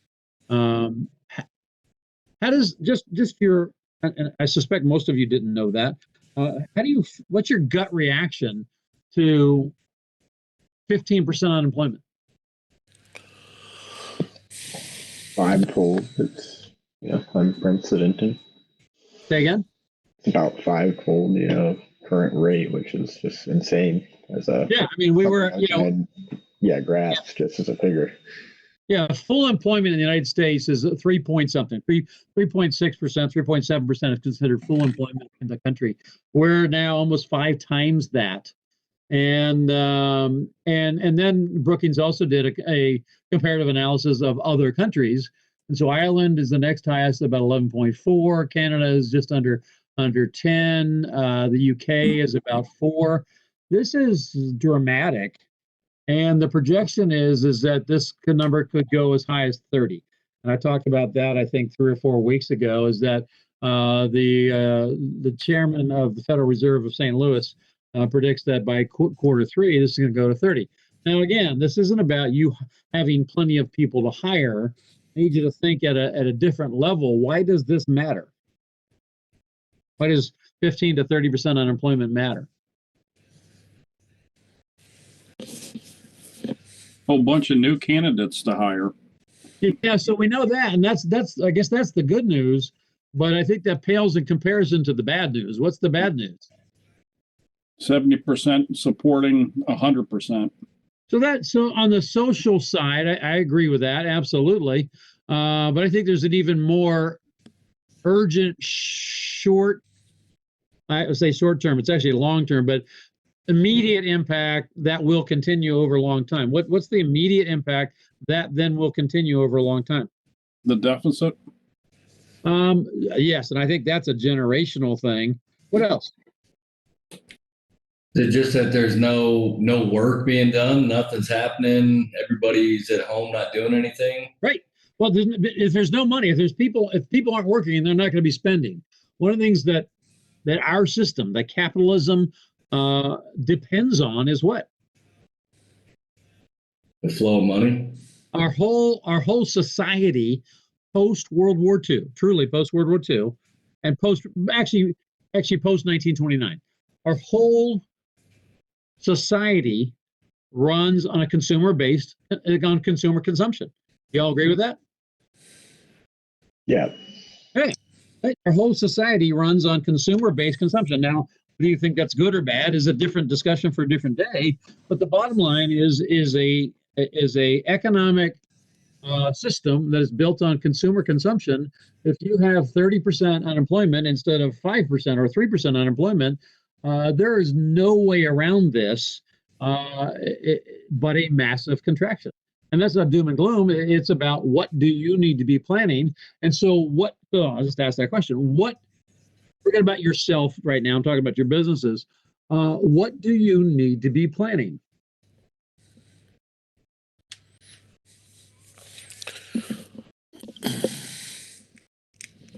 And you're going to be smarter than the next guy. About what? Staying as liquid as possible.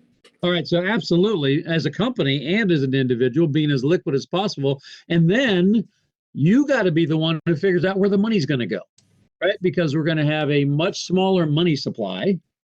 In spite of the fact the Fed's pumping trillions of dollars in, it's still going to be a much smaller money supply. You have to be better than you've ever been before as a company about figuring out where the flows of cash are going to be. And so that's why I gave you some Brookings studies, because I think everybody can learn a lot by reading these studies. What's on the screen now in red is this speaks directly to two idiots that I had in a board meeting last week. And I typically don't speak so disrespectfully of people, and certainly not colleagues at the same level either. But an idiot is an idiot. I'm going to post it. I'll post a good article on that too by someone named Bonhoeffer. But here is what the Brookings says: is recent survey estimates from Gallup, and everybody here is familiar with Gallup. Recent survey estimates from Gallup suggest at least twice as many workers have been laid off or seen reduced hours from COVID-19 as have filed unemployment insurance claims. Now, that should be an eye-opening and brain-opening sentence, because now instead of thinking in terms of 30 million people, those are people that actually filed claims, this is suggesting that at least twice as many people have been impacted. So how does that work? What does that mean? That twice as many people have been impacted as have filed claims? There's a lot of illegals working in our country that are a very big part of our industry and the economy of the United States. And a lot of them are paying taxes and state and federal taxes, and part of the community, business community, but they really aren't at the end of the day legitimate, and so they can't go out and collect unemployment. So they can't. So that's right. So they can't collect on the illegals. So they can't collect it. But then also they are not bringing those revenues in that they do pay taxes into the state tax coffers, the federal tax coffers, into the Social Security system, and those kinds of things. And so you're right. So from a revenue standpoint, that's affecting it a lot. And then there's another. I think that's a good comment. And then there's another whole classification of people who just haven't filed and won't file. And not because they're illegal, but why have some people not filed? because the system is overwhelmed and they aren't able to get through. Yeah, I was reading something just today, and I forget what state it was. I don't know if it was Florida.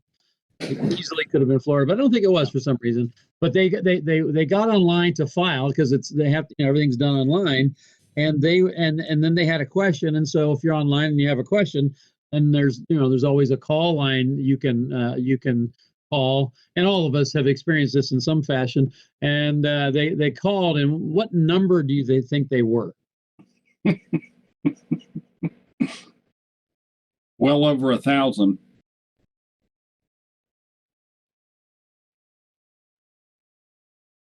Take it.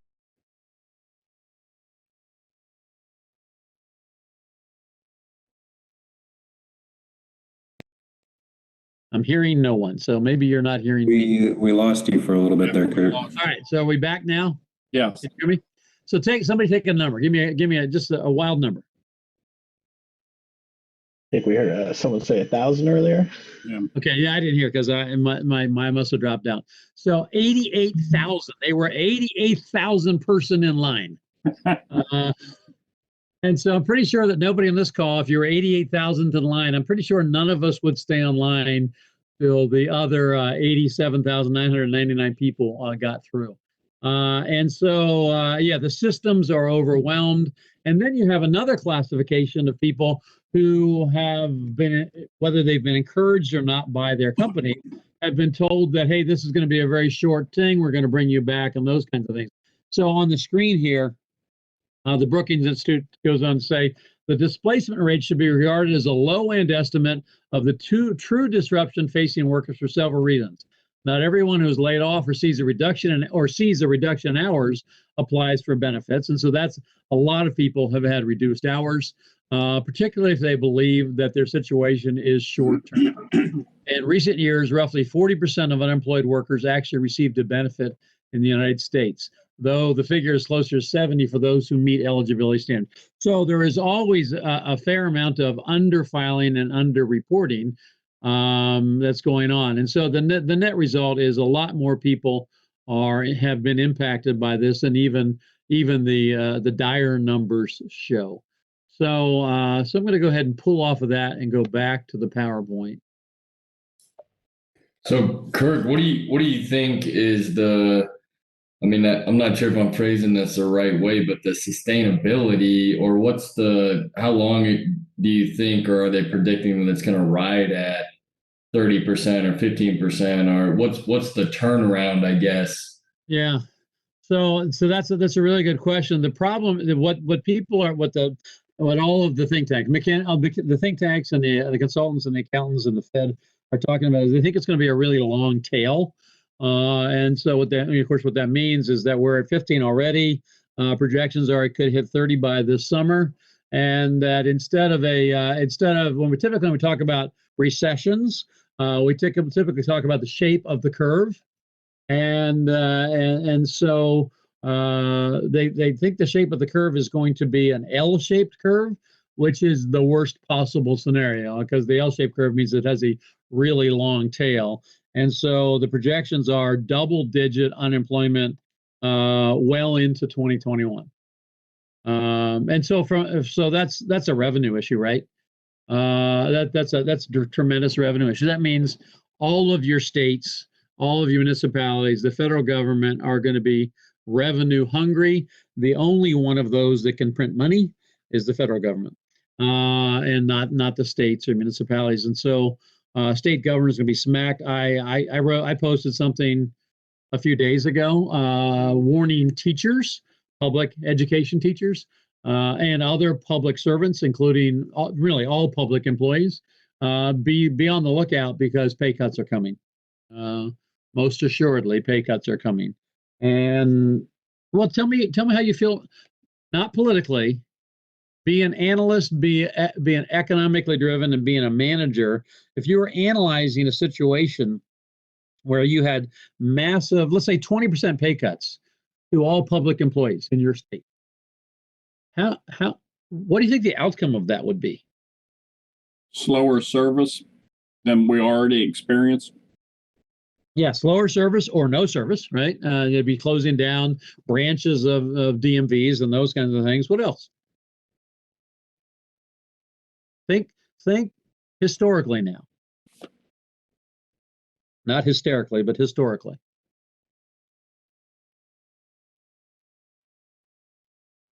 Well, I think when you're talking government, it would be the opposite of what we typically see in construction. When there's a high unemployment, you actually get better production out of the guys you have working because they want to keep that job. Yeah. You get into the government aspect, they shuffle their feet, and you take money away from them, they're going to shuffle their feet that much more. Yeah, no, I agree with you. And it's not I don't think that's a negative human-based response of mine as far as looking down on people like that. No, I think you're right. I think everything will dramatically slow down, which will only muck up the works more. And then I think I think we may see something we haven't seen in most of our lifetimes, which are literally public worker strikes, which hasn't happened in a long time in this country. Most of us, though, and when we think about the world economy and we think of other countries, the first thing that comes to my mind is France. Anytime you go to France, there's always a strike. Every week that you go to, there's a strike in France where the bus lines are shut down because the bus drivers are on strike and things like that. If you don't think that could happen here, I think you're wrong. So certainly a slowdown, perhaps strikes, a perhaps positive outcome that could come is that some of the older workers who are hanging around because they have a job and they're making money, a positive outcome, it might be that some of the older workers may choose to retire. And that actually could be a positive outcome, right? But all in all, the majority of the outcomes, I would think, I believe, will not be positive outcomes. But mark it down that there will be massive shortages in public funding at the state and municipal level, which will lead to much, much slower service. Now, think about it from a construction standpoint. Do you ever pull a permit? Yep. Do you ever need to get an inspection? Yep. And that will definitely affect you. Plan check, take a lot longer. Those kinds of things definitely will impact us for sure. All right, let's go back to thinking in more detail about you and your company. And so I want to give you another tool. So let's go here. And so I promised you that I would give you a much more detailed accounting for industries at risk because of this. And so this was from a Brookings study that was released, 3 weeks ago, about 3 weeks ago, and there's a link to it there. And so I strongly encourage all of you to look closely at this and look at the impacts of it. So I'm going to go to, just for a second, I'm going to go to that link because I want you to understand their use of the words, of the terms, so we all understand it. And then I'll go back to the slide.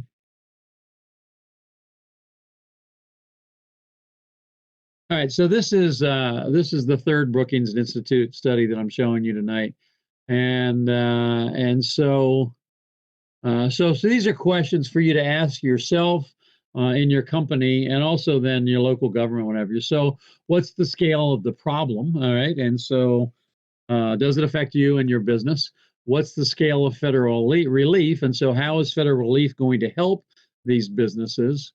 What local policymakers should do now. So let me ask you a question for the people on this call. Now we've got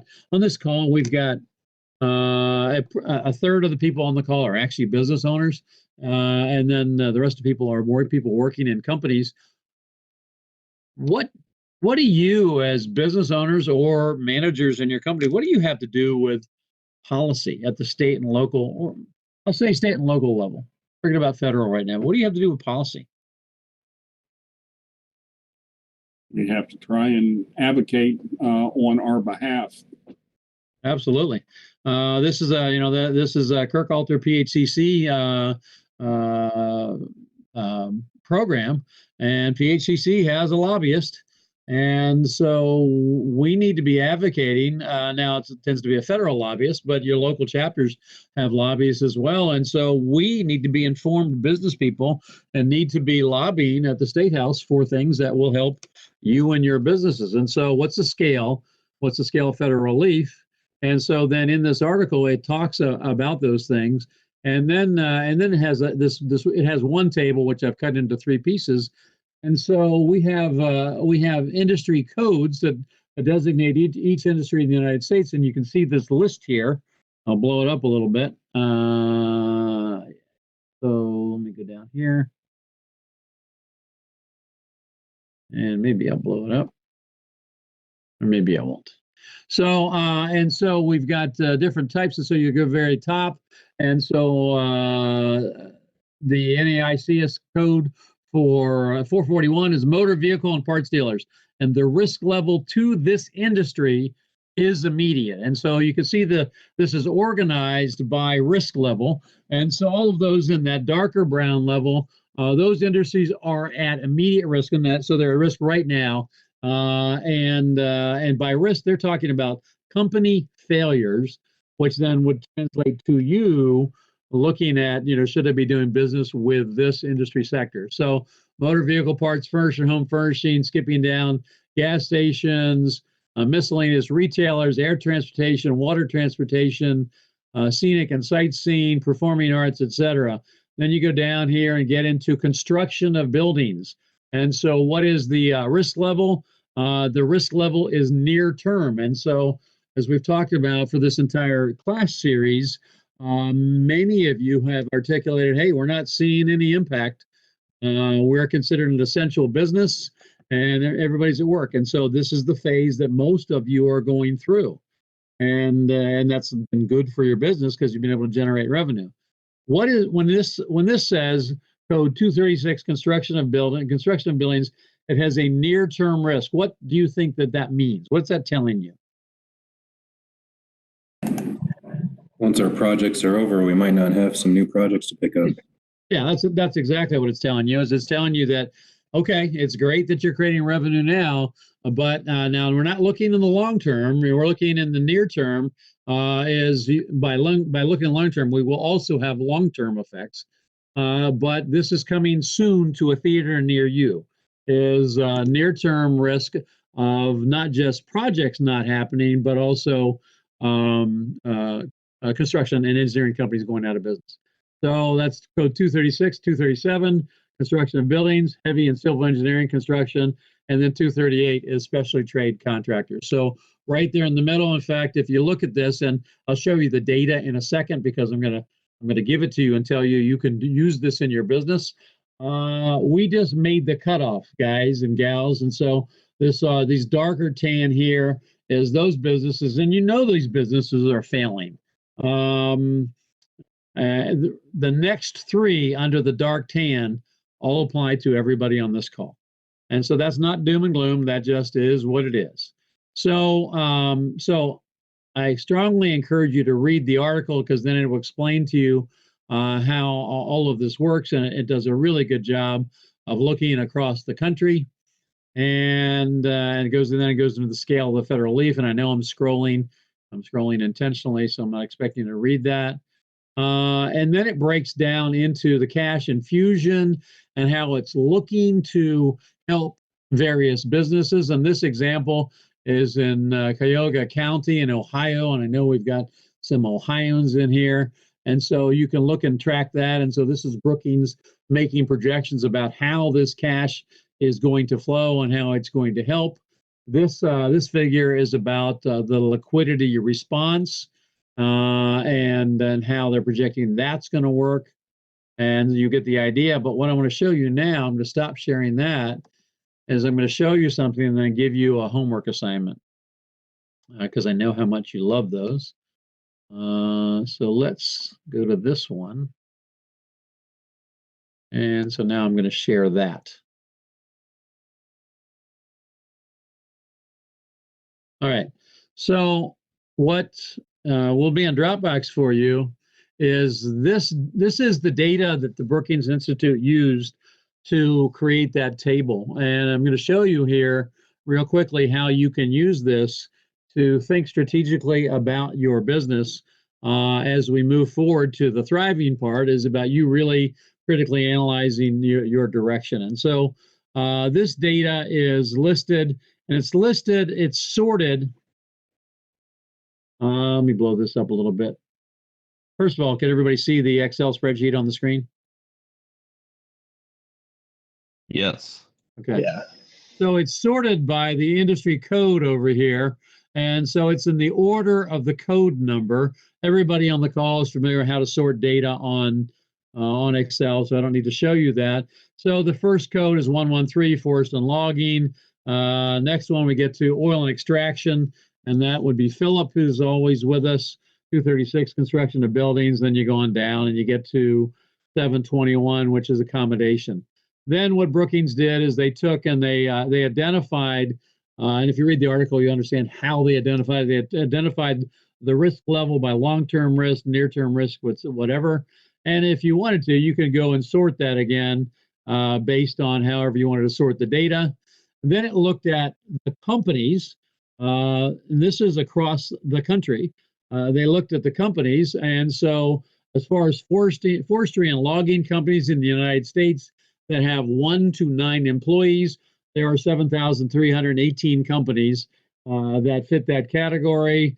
10 to 249, 1,400, 1,469 companies. Then employment in establishments with 1 to 9 employees. There are 22,000 employees in these 7,000 companies, and then there's 30,000 employees in the other 1,400. So I think you understand how it works. If I went through that too quickly, all you have to do is look at the data just briefly, and you'll understand it. I'll go to one that is near and dear to most of our hearts, and so that is the specialty trade contractors. So I just highlighted that. And so we are a near-time risk, which means that in the very near future, we're going to be at risk, both survival and revenue. And there's 371,000 specialty trade contractors with 1 to 9 employees. There's just under 91,000, 10 to 249, and you get the idea. So this is looking at small businesses, right, which is most of the people on this call. We aren't talking about companies that are greater than 500, say. In fact, in this set of data, it's just companies that are 250 or less, which is almost everybody on this call, which is why I picked this data set. And so you can see the number of employees. All right, so now what you have is you have industries, and you have risk levels, and you have numbers of both companies.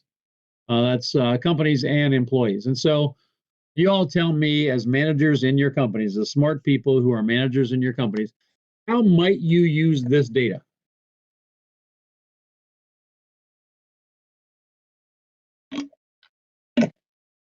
Who are you going to do business with? Yeah, who are you going to do business with? Who's at risk? How big is the pot? Let's say, and again, I've been around specialty contractors for 46 years next month, and often we're not the sharpest tools in the shed as far as business analysis and strategy and those kind of things. And let's say we make a decision. Hey, you know what? I'm in New England, or I'm in the South. Let's say I'm in one of those two places. You know, we've had some textile mills before, and you know what?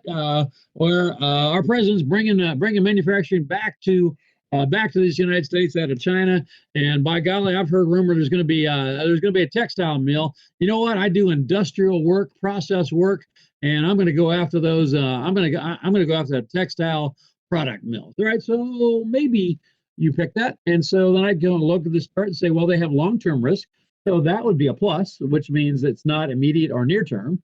But then I start to look at companies. Well, there's 4,000 companies that have 1 to 9 employees. Well, how much business am I going to be able to generate from a textile product mill that has 1 to 9 employees? Because it's either really, really, really automated, which could be really good. They don't have a lot of employees. And so that could be a good play for me, especially if I'm into systems integration, that kind of thing. And there's only a total of 12,000 employees, which isn't a tiny number, but it's not real big. But you start to get the idea, because now I can start to do some analysis. Everybody Everybody get that? Yes? Yep. Okay. All right, good. So, but then the data gets better. Right? And this becomes then the homework thing. Because at this level, what's the word I'm looking for? At this point of analysis, it's really too big for you to do meaningful work with. But then I click on another tab and it's got it by state. And so now you can look at your state. I'm sitting right now in Indiana. And so the number of small businesses in all industries with immediate risk is 38,000. And so now I've got data here for the state of Indiana, but then I can go to my own particular area. So I know that earlier Sam Dowdy was on. Sam, are you still on?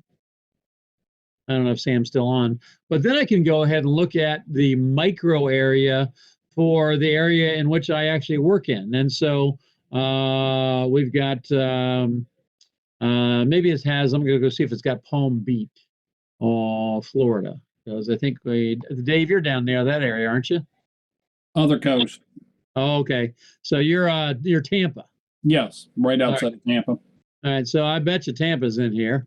And so I scroll on down here, and of course it goes on forever because it's a lot of data.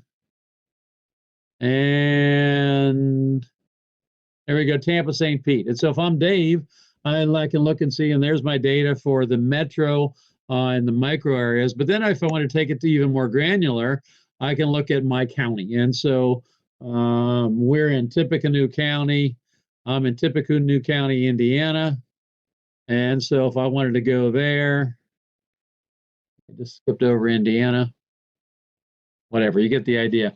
So, I'm going to give you. So you tell me what the homework assignment is for you, for your company. You're not doing any of this for me. Well, what do you think I would want you to go and look at and think about? Pick who would you would choose to do business with. Yeah. I'd go and think of, first of all, I'd go and look at my state and say, okay, what kind of shape was my state in? And so if I'm looking in Indiana, I'd look at all kinds of different perspectives. So I'd look at an Indiana, and then I would go and find the number for especially contractors in Indiana. Now, I don't do any special contracting in Indiana. I do special contracting in about 5 or 6 other states, but not Indiana. And so I'd go and look and say, because am I going to have competitors falling out and going out of business? Sure. Mm-hmm. So I'd look at it from competitors. I'd look at it from suppliers. I'd look at it from customer standpoint. And so that's why I'm sharing that data with you. So would anybody mildly be entertained and going, not entertained in a fun sense, but entertained from a business sense? Anybody going to go and look at this data for your area, your region? Mm-hmm. Yeah, I think you should. Yeah. Good. Thank you. All right. So let me go back up and go back to my PowerPoint. All right, so now we're back. And so I've got 3 slides worth of the data there. I'm not going to show those because we've already talked about that. And then there's just a slide that has just a cut from that spreadsheet. All right, let's switch gears. I've given you a homework assignment on that data. Let's switch gears now and talk about OSHA. So the amount of rumors that are going on are amazing about OSHA.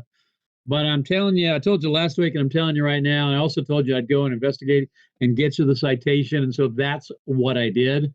And here's right now, OSHA made a ruling on April 10th, which was 3 weeks ago. They made a ruling on the 10th that, quote, COVID-19 is a respiratory illness and should be coded as such on OSHA Form 300. All right, everybody knows what that means. What does that mean?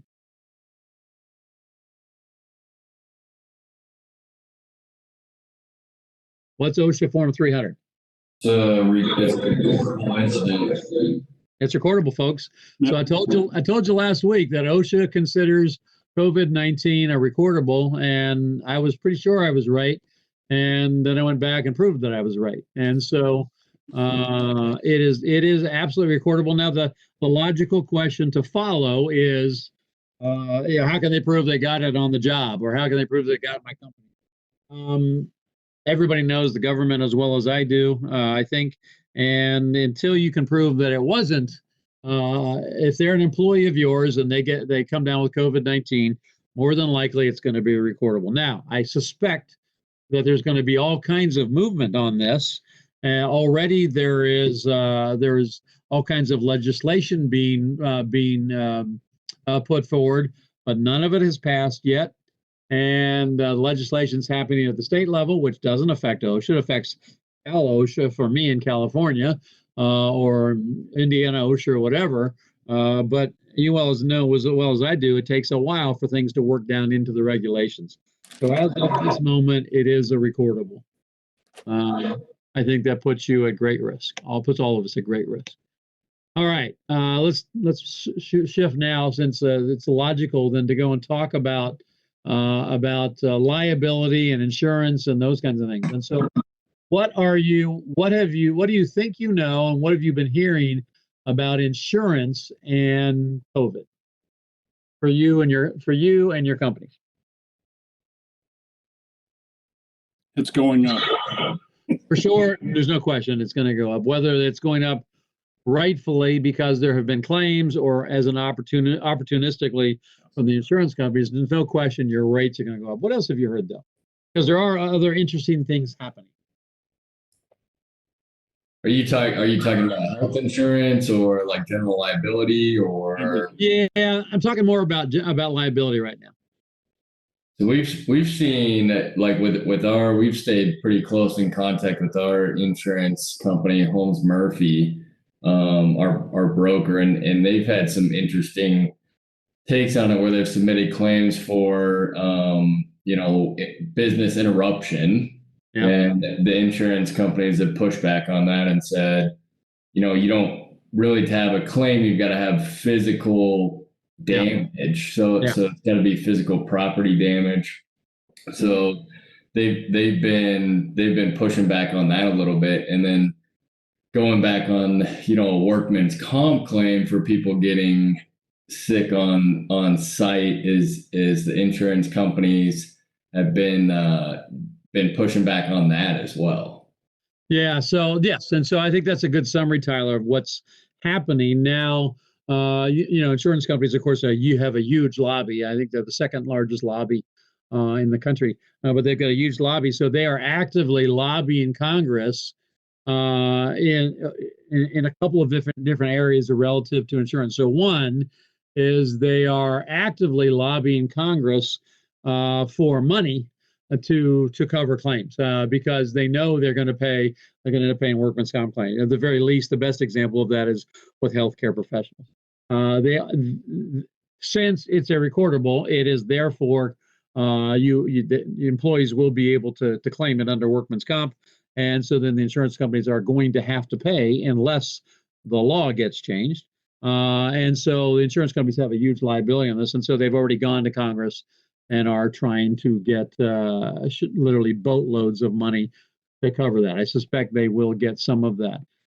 So that's on the workman's comp piece. They're also, they don't have to go to Congress about the general liability because most of them have already covered themselves in your policies. And I've done, this week, I've done a fair amount of work since our last couple of conversations on the insurance piece. So I do want to talk about that. So I want to show you a few different links, and I have them in the PowerPoint. And so let me stop sharing the PowerPoint and go to a couple of these other links that I have.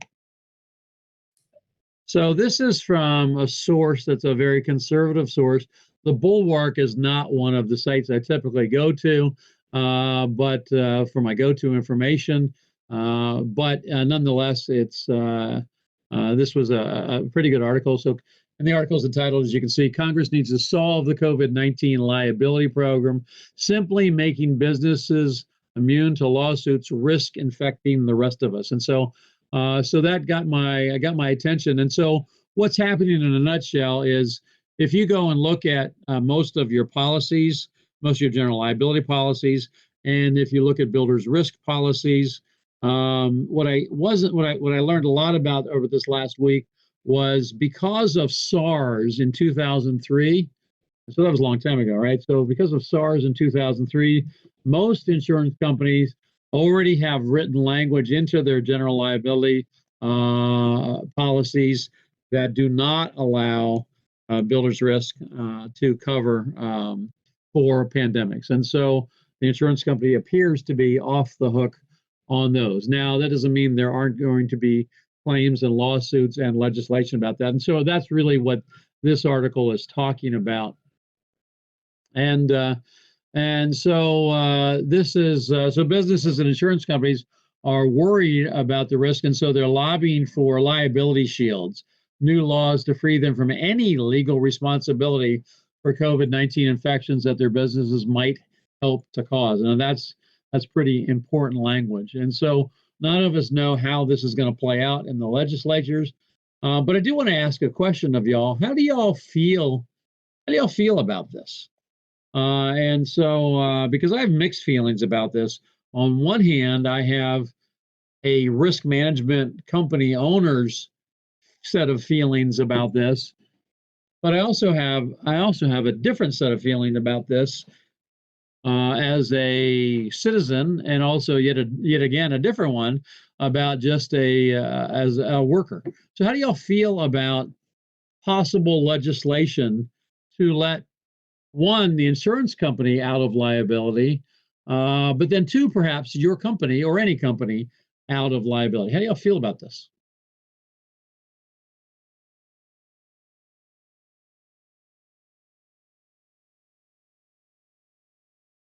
Isn't that what the insurance company is supposed to be there for, is to protect? And they're taking it away so that they're not, I mean, what are we paying for? Yeah, no, Dave, I think you hit the nail exactly on the head. What the insurance company is doing is they're brilliant strategists, and they've already gone to Congress saying, hey, look, we couldn't have anticipated it, and we can't cover all of these claims, whether they be workman's comp claim or owner's risk or general liability claims. We can't afford this. You're going to have to give us a huge infusion of capital, because if not, we're going to go broke. And that's the pitch they're making to Congress. And then they're coming back to us, not making a pitch, but telling all of us as business owners, hey, guess what? Your policy doesn't cover that. We're not going to cover it. So they're trying to get a shitload more money, which I suspect they will get, or at least some portion of that. And then they're going to try to deny any and all, both business claims and individual claims. And they're going to make us sue them to get it. So how do you feel about that?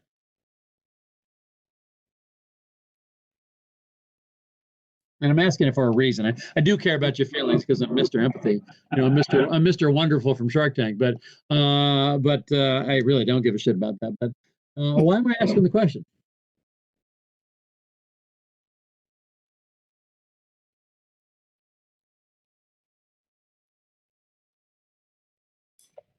Is it the reopening? Are you looking for the moral, ethical? Let's reopen business and get going, or yeah. So I think it's part of it. I try not to beat that drum too loudly anymore, but I think that's part of it. Is I think some of it goes back to command number one. Is that, well, I don't know if I have my Iowa. Is Iowa on tonight? Yeah, I'm still here. Yeah, good. Okay, good. I thought you were. And so your governor came out, and she was the boldest in making her proclamation. And her proclamation that hit the news all week was, if an employee has the opportunity to come back to work, but they are afraid to come back to work because of either their personal health situation or someone in their home or their family. And if they choose not to come back to work, that's viewed as a voluntary quit, and they're not eligible for unemployment. And that's what Iowa's. That's what the state of Iowa is doing.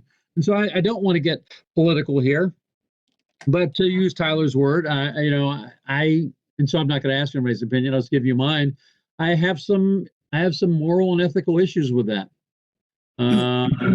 And I think as a business owner, I think I have an obligation to my employees that if I have somebody who's doesn't feel safe in coming back to work, I think that we, the collective we, have an obligation to them. And so now what I'm what I'm trying to figure out is, okay, let's say I was in Iowa. I don't do work in Iowa, but let's say I was in Iowa. Would I be willing to pick up now? Let's say it's Florida. Okay, Dave's down in Florida. Dave, do you know what the average unemployment is in Florida? No, but I've heard from the guys that collect it, it's not enough to live on. It's $200 to $300. Is what it is. $200 to $300. It's not enough to live on, and so in Indiana, it's $600. And so the thing that I'm not struggling with, the thing I'm thinking about is if I happen to be working in the 6 states I work in, if I'm working in, and the state says that anybody I've laid off because of lack of work, who I don't want to lose, can't go back to work, am I willing to pick up that? Let's say it's Florida because that's the easier number. Yeah. Am I willing to pick up the $200 or $300? I think for me, morally, the answer is yeah. I think I'm going to pick it up. From a business standpoint, that's a ridiculous answer. But for me personally, I think that I'm going to do that. What's your response? Not about me. I don't matter. One of the issues you have is if you take somebody that's truly afraid of it, it's like putting somebody that's afraid of heights and telling them that they have to climb the ladder as part of their job. Or do you find a job that doesn't put them in an anxiety position because all you're doing is putting the rest of the people that are working around them at risk? Yeah, I think your answer. I like your answer a lot. And I think it leads to some of the solutions. Is one, if I genuinely can't put them back to work physically on the job site, is can I find something else for them to do? And I hate busy work, right? I'm not going to do that. Can I find some other way to make them productive in my company to help me to make money? And I think I need to be clever, and I mean that in the right sense of that word. I need to be clever about that and see if I can do that. Two, I don't think I'd have it open-ended, so it's not like I'm going to support that for a year. But would I be willing to support that for 6 months or whatever till we see if we get through the second wave or whatever? What do y'all think about that? Can you claim them as a dependent? On my personal taxes. So there you go. There's an out-of-the-box solution. Just adopt them. I think I'm going to do that. So I think it's just food for thought. So we'll leave it as food. Kirk, I'd like to address that. So we certainly, I have that situation going on here in the company now. None of us are laden with cash, and and there's a lot of things that we would like to do, but what are we actually financially capable of doing and maintaining the health of the company and everyone that is employed, not just the 2 or 3, it's the other 40, the 45 or whatever the number is. That's here. So our risk is 1% of the country has this, okay, and that means like let's say 2% of the country has it. That means 98% of the country does not. All right. However, this is having an impact on the whole country. Now, can it spread and absolutely, but I mean, how can we carry somebody's moral conviction? I mean, if we're following the government guidelines on safety and CDC, and we're taking all those precautions, I mean, if they don't feel safe and they don't want to do it, then they don't have to do it. But I don't really feel that I have a moral obligation to somebody who just doesn't feel good about it. I mean, I don't want to put them in danger. I'm not asking them to go work in an occupied nursing home with active cases of COVID. But, being out on a job site is about as safe as it can get. I can understand a lot more for service techs, and I've got them masked up, and some of them have backed off of that, and I've moved them into new construction. But I mean, I can't pay that guy for 6 months. And what example is that setting for the rest of the company? Well, so I appreciate the comment, and you've got a lot of things packed in there. So I want to pull them apart a little bit. One is the the statistical argument, and I don't want us to have that argument because, frankly, that's really a political. And I'm not talking about you, Dan, but frankly, that's has become a political discussion and not a science, math, and statistics discussion. And so I don't want us to have that conversation. We had that in the first week, and I'm not going to go there. There's other issues I think were really important there too, though. And so another one was about the economics of carrying somebody like that. All right. So I did just a little scribbling while you were talking, Dan. And so let's say I'm in Florida, and let's say it is $200 to $300 a week, which it is. And so let's say I decide that I don't have to do this, right? Legally, I don't have to do this. But let's say I choose to do this because, like all of us, everybody on this call, every single company in this call has had employees in the past who you had a gap between jobs and you decided to send them over to another job until they could get onto the productive job. Everybody here has done that. We all hate doing it. Everybody here has done it. Well, at least some of you acknowledge that you have ever done that before. Somebody say yeah. Yes. Okay. Yes, definitely. We've all done that. We've all done that. So this is the same thing. And so, but it's about math. And for me, life gets a lot easier when I just boil it all down to math. So let's say that my state is Iowa, and it's $200 to $300 a month. That's just a week. Sorry, let's say that's the number. So let's say, okay, no, I'm not made of gold, but I've gotten $10 million of PPP money. And the point of that PPP money is for worker protection, payroll protection. Now, I might not be able to write it off because that June 30th date is, but I still got the $10 million. And so let's say $5 million of it is, I get to write off, and the other $5 million I don't. But at the rates that they're charging, still free money. So now I'm going to do some math. And so let's say it's $200 a week, and let's say I've got 10 employees that literally almost have the equivalent of PTSD. And I think that's a fair analogy. So this is COVID PTSD is the analogy I'm using. So let's say I got 10 like that. I don't think the numbers, even in my company, 1,500 field guys, I would be shocked if I had much more than 10.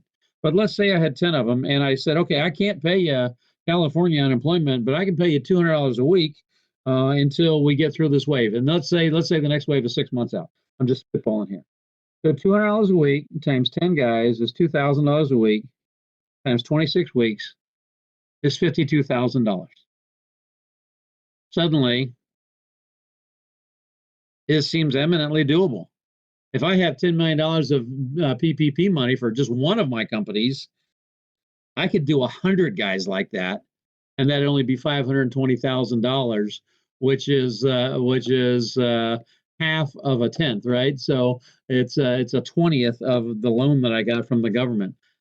I think that at the very least, as the soul of a citizen, I think at least we should be analyzing this to make the decisions on whether or not we think this is the right thing to do for a company. Now, I'm not going to make the decision for you. Everybody's got to make their own decision, but I am going to say that we need to do the math and get rid of the value-laden, and this isn't Dan, I'm talking in general, and the media and all the kinds of things. We see the value-laden baggage that goes along with that. It's like, hey, we all take a risk, and they don't want to come back to work, then they quit. I don't know. I think these are different times. Mm-hmm. And so I think I'm going to at least pause and think about that. And you know what? I could support at levels of $200 a week. I could support 100 guys and not miss a beat. Of course, it's all scales by size of the company. Well, and you're also going to take into account whether it's an employee that you want around. Right. No, and that's a really good comment, right? Because when I was talking in previous weeks about this company that I work with in Michigan, one of the things they discovered is they had a bunch of people around who they thought that they absolutely needed, only to after they've made the cuts to realize that no, these are C players and they don't need them. Yeah, so no, I'm not talking about people who are marginal players. I'm talking about people who we all are imagining emerging out of this successfully. And so let's say I had 10 guys that were people that I wanted in my company. And we have very low attrition in our company. And so these are guys that I want, but they just come to me and say, Kirk, I've got a wife who has diabetes and I've got 2 little kids and my mother-in-law lives with me. I'm not comfortable doing this. Mm-hmm. You know what? I'm not going to let them go. No, I think that, like we talked about before, you look for other areas to where you can put them to where they're not sitting on their butt at home, but they're doing other things that are productive, maybe not as productive as the job that they had. And you never know, you might find somebody that finds their true calling as well. Yeah, that's a really good comment. And I think about BIM, and I think about pre-construction and prefab, and prefab isn't a good example. It takes me to a couple of quotes from something I read this week. Not this week, I actually read today. Two questions that I think are appropriate here. And the first one is, how are you harnessing the power of youth in your firm? And so I didn't write down the book I was reading that I pulled that out of, but how are you harnessing the power of youth in your firm? And so the reason I bring that up at this point in the conversation is, I think I've had good luck in the past about going and asking people who work for me, who I normally wouldn't ask, how they might approach this problem. And the problem we're talking about right now. Do you think it's possible that younger people in your company who don't have the same baggage that us older people have actually might have creative ideas about how to go about solving this problem? Do you think it's possible? Yeah, absolutely. Yes. Yeah, so write it down somewhere. Go and ask the young people in your company. You can talk about the things we've been talking about, and go and ask them, hey, how would you go about solving this? Because frankly, guys in my age, they're 60 or early 60s or in their 50s, the people that are the movers and shakers in your companies, we are all bound by our own paradigms. And it might be you've got a whole batch of 20 and 30 somethings in your company that, hey, they got good ideas, we just haven't asked them about it. So that's one statement I read from something today, and the other one, and this might have come from Ray Kurzweil's book, because this sounds like a very Kurzweilian kind of thing. Do you have the courage to question the assumptions that limit human imagination to solve problems? And I like that, so I'll say it again. Do you have the courage to question the assumptions that limit human imagination to solve problems in your company? And I think that that's important because we are all hidebound with our assumptions. And so I'll just kind of leave that as a rhetorical question right now. I'm going to come back. I want to give you a couple of other tools before we leave today. So I had a really good proposal last week after 10 o'clock. And the proposal was that we might want to save the last 10 minutes of the evening for kind of a happy hour, a 10-minute happy hour, where we all, if you have it available, pour yourself a glass of wine or some bourbon or whatever, and then just kind of talk for the last 10 minutes or so. So I'm actually going to try that tonight. And so what I want to show you, and then also show where your stopping point and where we'll pick up next week. And so I have a lot more information for you here about insurers, and I encourage you to take a look at this. And so this is from KMPG, which is a big consulting firm, of course. And so, do insurers have COVID-19 covered? And so their answer is most of them have them covered against you, relative to business continuation and those kinds of things from SARS. And then most of them most insurance companies are responding to you, as you've heard Tyler talk about, is business interruption policies usually pay out only if physical damage occurs to an organization's assets or operations. So most of them are saying coronavirus-related claims that may not be covered. Now, I have other links for you here that talk about the legislation that is being brought forward in multiple states, so that that has to be covered. And so, for example, on the bottom part of the last paragraph on this slide, there is a new bill in the New York State Assembly, and it says this: It's their bill A102226A. Any clause or provision of a policy of insurance insuring against loss or damage to property, which includes but is not limited to the loss of use and occupancy and business operation, which allows the insurer to deny coverage based on a virus, bacterium, or other microorganism that causes disease, illness, or physical distress, or that is capable of causing disease, illness, or physical distress, shall be null and void. And this applies to any policy of insurance. So what should you do? What should your action item be now that you have some language in front of you from the state of New York? So if you're not in New York, what should your action item be?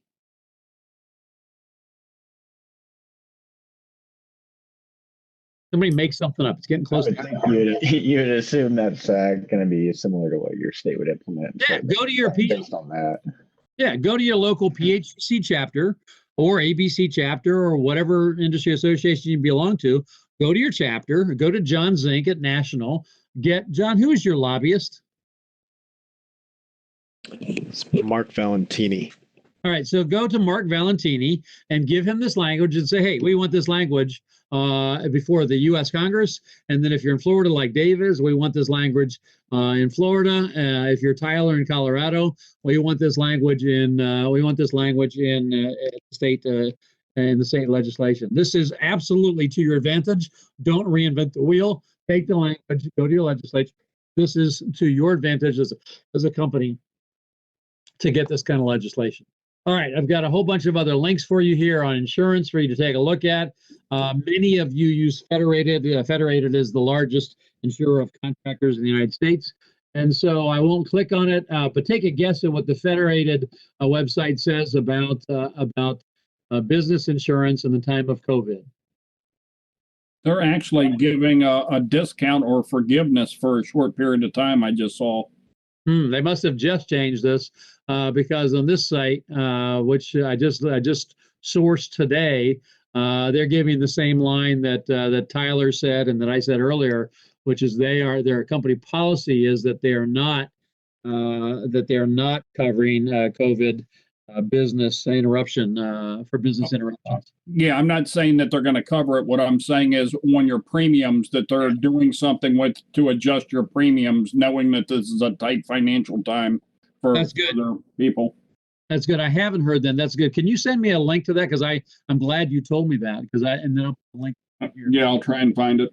Thanks. And then, of course, that's happening with some of the automobile insurance carriers are doing that. Geico is not. Some of the others are. Another link, and so John will probably not be happy with this, but it is what it is. There's a great AGC link here on a fantastic list, a really comprehensive list of articles about insurance and COVID. And so put on your action item. If you don't click on any other links, click on this one because it's a really good list of articles on insurance. Bonding companies are essentially saying the same thing. When you go through this list of these three links, they are telling you essentially everything I've told you as far as steps you should be taking to protect your company. So it's really a review. So I don't want to open those up tonight, but I did want to give you links because I promised you I would. And so I'm going to write down that I'm going to do. We'll talk about supply chain in detail next week. And so that will be a topic for next week that I've prepared already. And then I do want to give you a tremendous gift. And so this will be the last thing that I'll do tonight. So as you all know, I teach at Purdue in addition to all of the other things that I do. And so last night was the last night of a construction law class that I teach to master's students in our construction management master's program. And so everything I do in my Purdue stuff, I try to make real and applicable, just like I do in all the stuff I do with you guys in industry. And so I had them do a project for their company and coming up with an SOP for their company that covered everything that their company does. Now, is anybody on this call willing to admit that you haven't gotten around yet to addressing every facet of your company relative to SOPs. Yeah, not even close. Yeah, and I think that's and I appreciate that comment. So now let me pull that up for you. So I have pulled it up. Sorry, I had it open earlier and I must have closed it. So let me go to Bluebeam.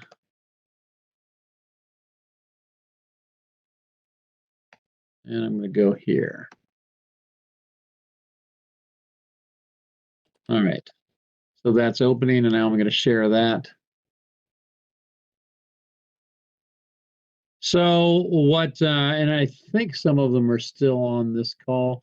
Some of them have been joining our call as well, and I encouraged them to do that if they wanted to. So let me share my screen now and show you what I'm going to give you as a gift from them and me. And so this was a project that asked them to look at their companies. And so there are 40 plus people in that class. And they took they're all industry professionals, so they're exactly like you who are pursuing their master's degree. And so they put together an SOP that I tasked them with to cover everything. And so can you see that? Can everybody see table of contents? Yep. All right, so this is their first, this is version 1.0. I haven't even had the chance to consume this yet because I just got it last night, which is when I asked for it. And so you can see the first section is SOPs for estimating a project execution, and that covers 44 pages of their risk assessment and so forth. Damn it, I'm clicking around here because I'm in a hurry and I'm not doing it. So the first 44 pages are estimating project execution. The next 44 to 92 is overhead, corporate, financial, pre-construction, contract management, negotiation. The next 30 pages, actually the next 60 pages is project documentation and closeout. And then the last 30 pages consists of sales and marketing, customers relations, education, etc. And so what it is literally is 40 smart people, just like 40 people in your company, coming together and evaluating all of the risk and saying, these are all of the things that we need to be doing. And so there's flow charts and there's procedures and policies and links and risk assessments and all those kinds of things. And so this would be like 40 of you in your company stopping work and spending literally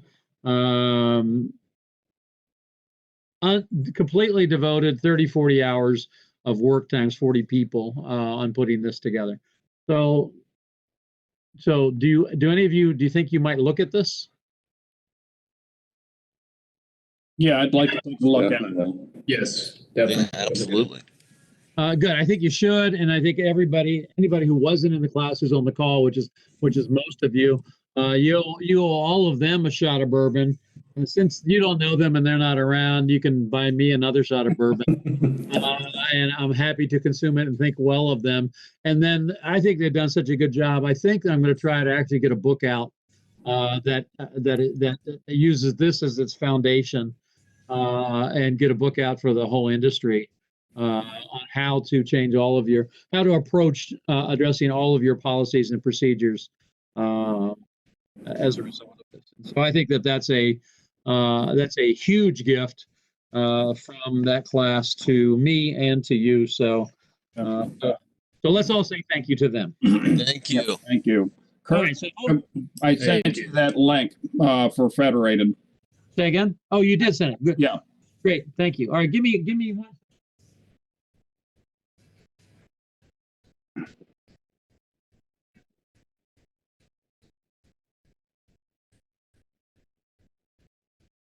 All right. So where we're going to pick up next week is we're going to pick up with supply chain, and then I have a piece on strategy that we're going to talk about next week, and then that will lead then to a marketing piece. And so I've got my one of my open bottles of Woodford Reserve here, and I have my teacup, and that looks remarkably like tea. And so now we'll end the formal part of the class. And so, does anybody else have any? Last week I know a few of you did. Anybody else have any wine or whiskey or anything in your presence? So show it, because we also have to raise a glass to something else. Today is one of my daughters, Allison Alter's 27th birthday, and so we should raise a glass to Allison Alter. Congratulations, buddy. Thank you. And then at 10:15 we're going to start her virtual birthday party. She's on. I don't know if she's still on. If she is, I'm not going to say what I was going to say. Allie, are you still on? I don't think she's still on. So she's in the participants. So at 10:15, we're going to have a virtual birthday party with her and friends and family and things like that. And each of the sites has baked a cake and has candles. And so we're going to have like 6 or 7 cakes and candles to celebrate her birthday. So anyway, we got about 4 or 5 minutes left. Hey, Kirk, I'd like to ask you a question. If we could talk about this, I don't know, we can do one of the classes or bring it up next week, or I might even call you about it. We've got an assisted living facility that we've been building a big addition on, and we started to tie in, and then all this came up, and everyone got run off the job. Yeah. Now, the job is going to definitely, without a doubt, I mean, who knows when it's going to start? I could see how it's going to be very, very, like, differently phased and staged. Yep. And I mean, I don't see how we're going to be able to do the work as we originally did. How do we approach that? Yeah, no, that's a good question. And we are going to do that in this class. And so last week we just touched the tip of the iceberg, and we talked about delays and extended overhead. Where we're going to get to is I'm going to take a much bigger case, or we're going to take, in fact, maybe we'll take your job if you're willing to share any of the information. If you're willing to share the information, we'll take your job, just the details of it, right? The size of the job and those things. And then I'm going to build a case around that where we modify the contract subsequent to it started and then it stopped, and modify the contract, write the change order, revise the schedule, have the negotiation and all of those things. And so I don't know, Dan, are you interested in maybe sharing just some of the framework of that project? Absolutely. Okay, so then let's do this. Well, we lost him. He spilled his whiskey. Oh. Yeah, send it. That's perfect. Send it back, and then I'll start putting that together. And then that will be a whole case that we'll do. And we want to work through that with y'all. Good, I appreciate that.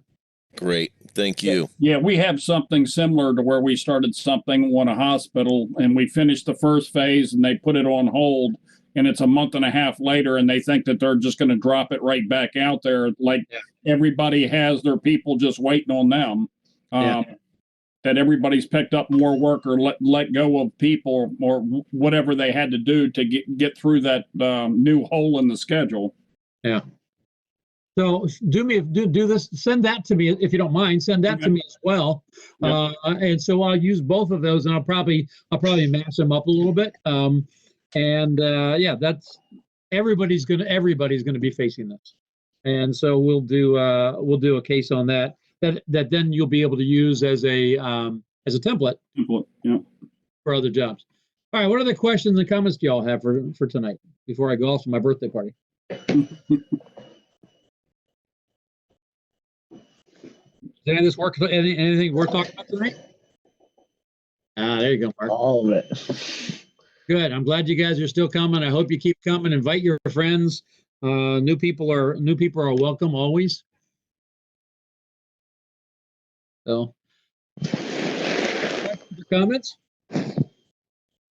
Kirk, where is the primary place you go to get your daily news? I have as you might imagine, I have a routine. And so it's very important to me to read across the spectrum of media. In fact, that's a really good question, Matt. I will post a media bias chart that I use, and the national media bias chart. And so I read from 3 different sources on every day. And so I read from the right, from the middle, and from the left as far as media bias. And so clearly I read the Wall Street Journal. Clearly I read the either the Washington Post or the New York Times. So that's going to be both of those going to be the left. Wall Street Journal is to me is center right. And then surprisingly, then I'll mix it up. The Christian Science Monitor is a very solid middle. The Economist is a very solid middle. And so I'll put the media bias chart up. And so what I do is I spend at least an hour every morning just looking at sources and being very disciplined about right, middle, and left. Because my job, my obligation to my company and to frankly to my investments and to my family is to make sure I understand the spectrum. And you learn something different, looking at those sources. So I'll put that up. It's a great question. Great. Other questions or thoughts? I got a call from Nate today. Talked to Nate for 10, 15 minutes. He said you were digging into him pretty deep there last week. I was. I kicked his ass because that's what it's supposed to do, right? That's what mentors and proteges are supposed to do, right? We're not supposed to be a love affair, right? No, did he tell you what I told him? Yeah, he told me. Yeah. This is Tyler. So Tyler it's kind of funny because Tyler is being mentored by this guy, Nate Kutchie, who I'm his mentor, which is really, really cool. And then Jacob, who's still on the screen, Jacob is being mentored by Jacob's being mentored by somebody who I mentored, which is also really, really cool. But I told Nate last week, and Nate's a really good friend of mine as well as a protege. I told him, you know what, buddy? If you can't get this fucking done, you need to go ahead and sell now as quickly as possible. Because if you don't sell now, you're going to be going out of business a year from now. And so stop fucking around and just get it done. And then I made him an offer. So of course it was a low ball offer, but and he's a guy who's really, really smart, and he's moved really fast on this, but he's completely missed the boat, and his senior vice president of construction has completely missed the boat on losses in field labor productivity because of COVID, which we've already talked about. In this group, we've already calculated all that. They haven't changed their estimating a bit. They haven't changed their projections a bit, which means in my book, they're at least 20 to 25% off on projecting their cost in both their estimates and their actual projects because of this. And you all know that because you've already done the math with me. Do you all agree with that? Yes. And so I told him, I said, dude, you're working on old numbers. And it's not his job. He's the CEO of the company. It's his division managers and his presidents and his project managers.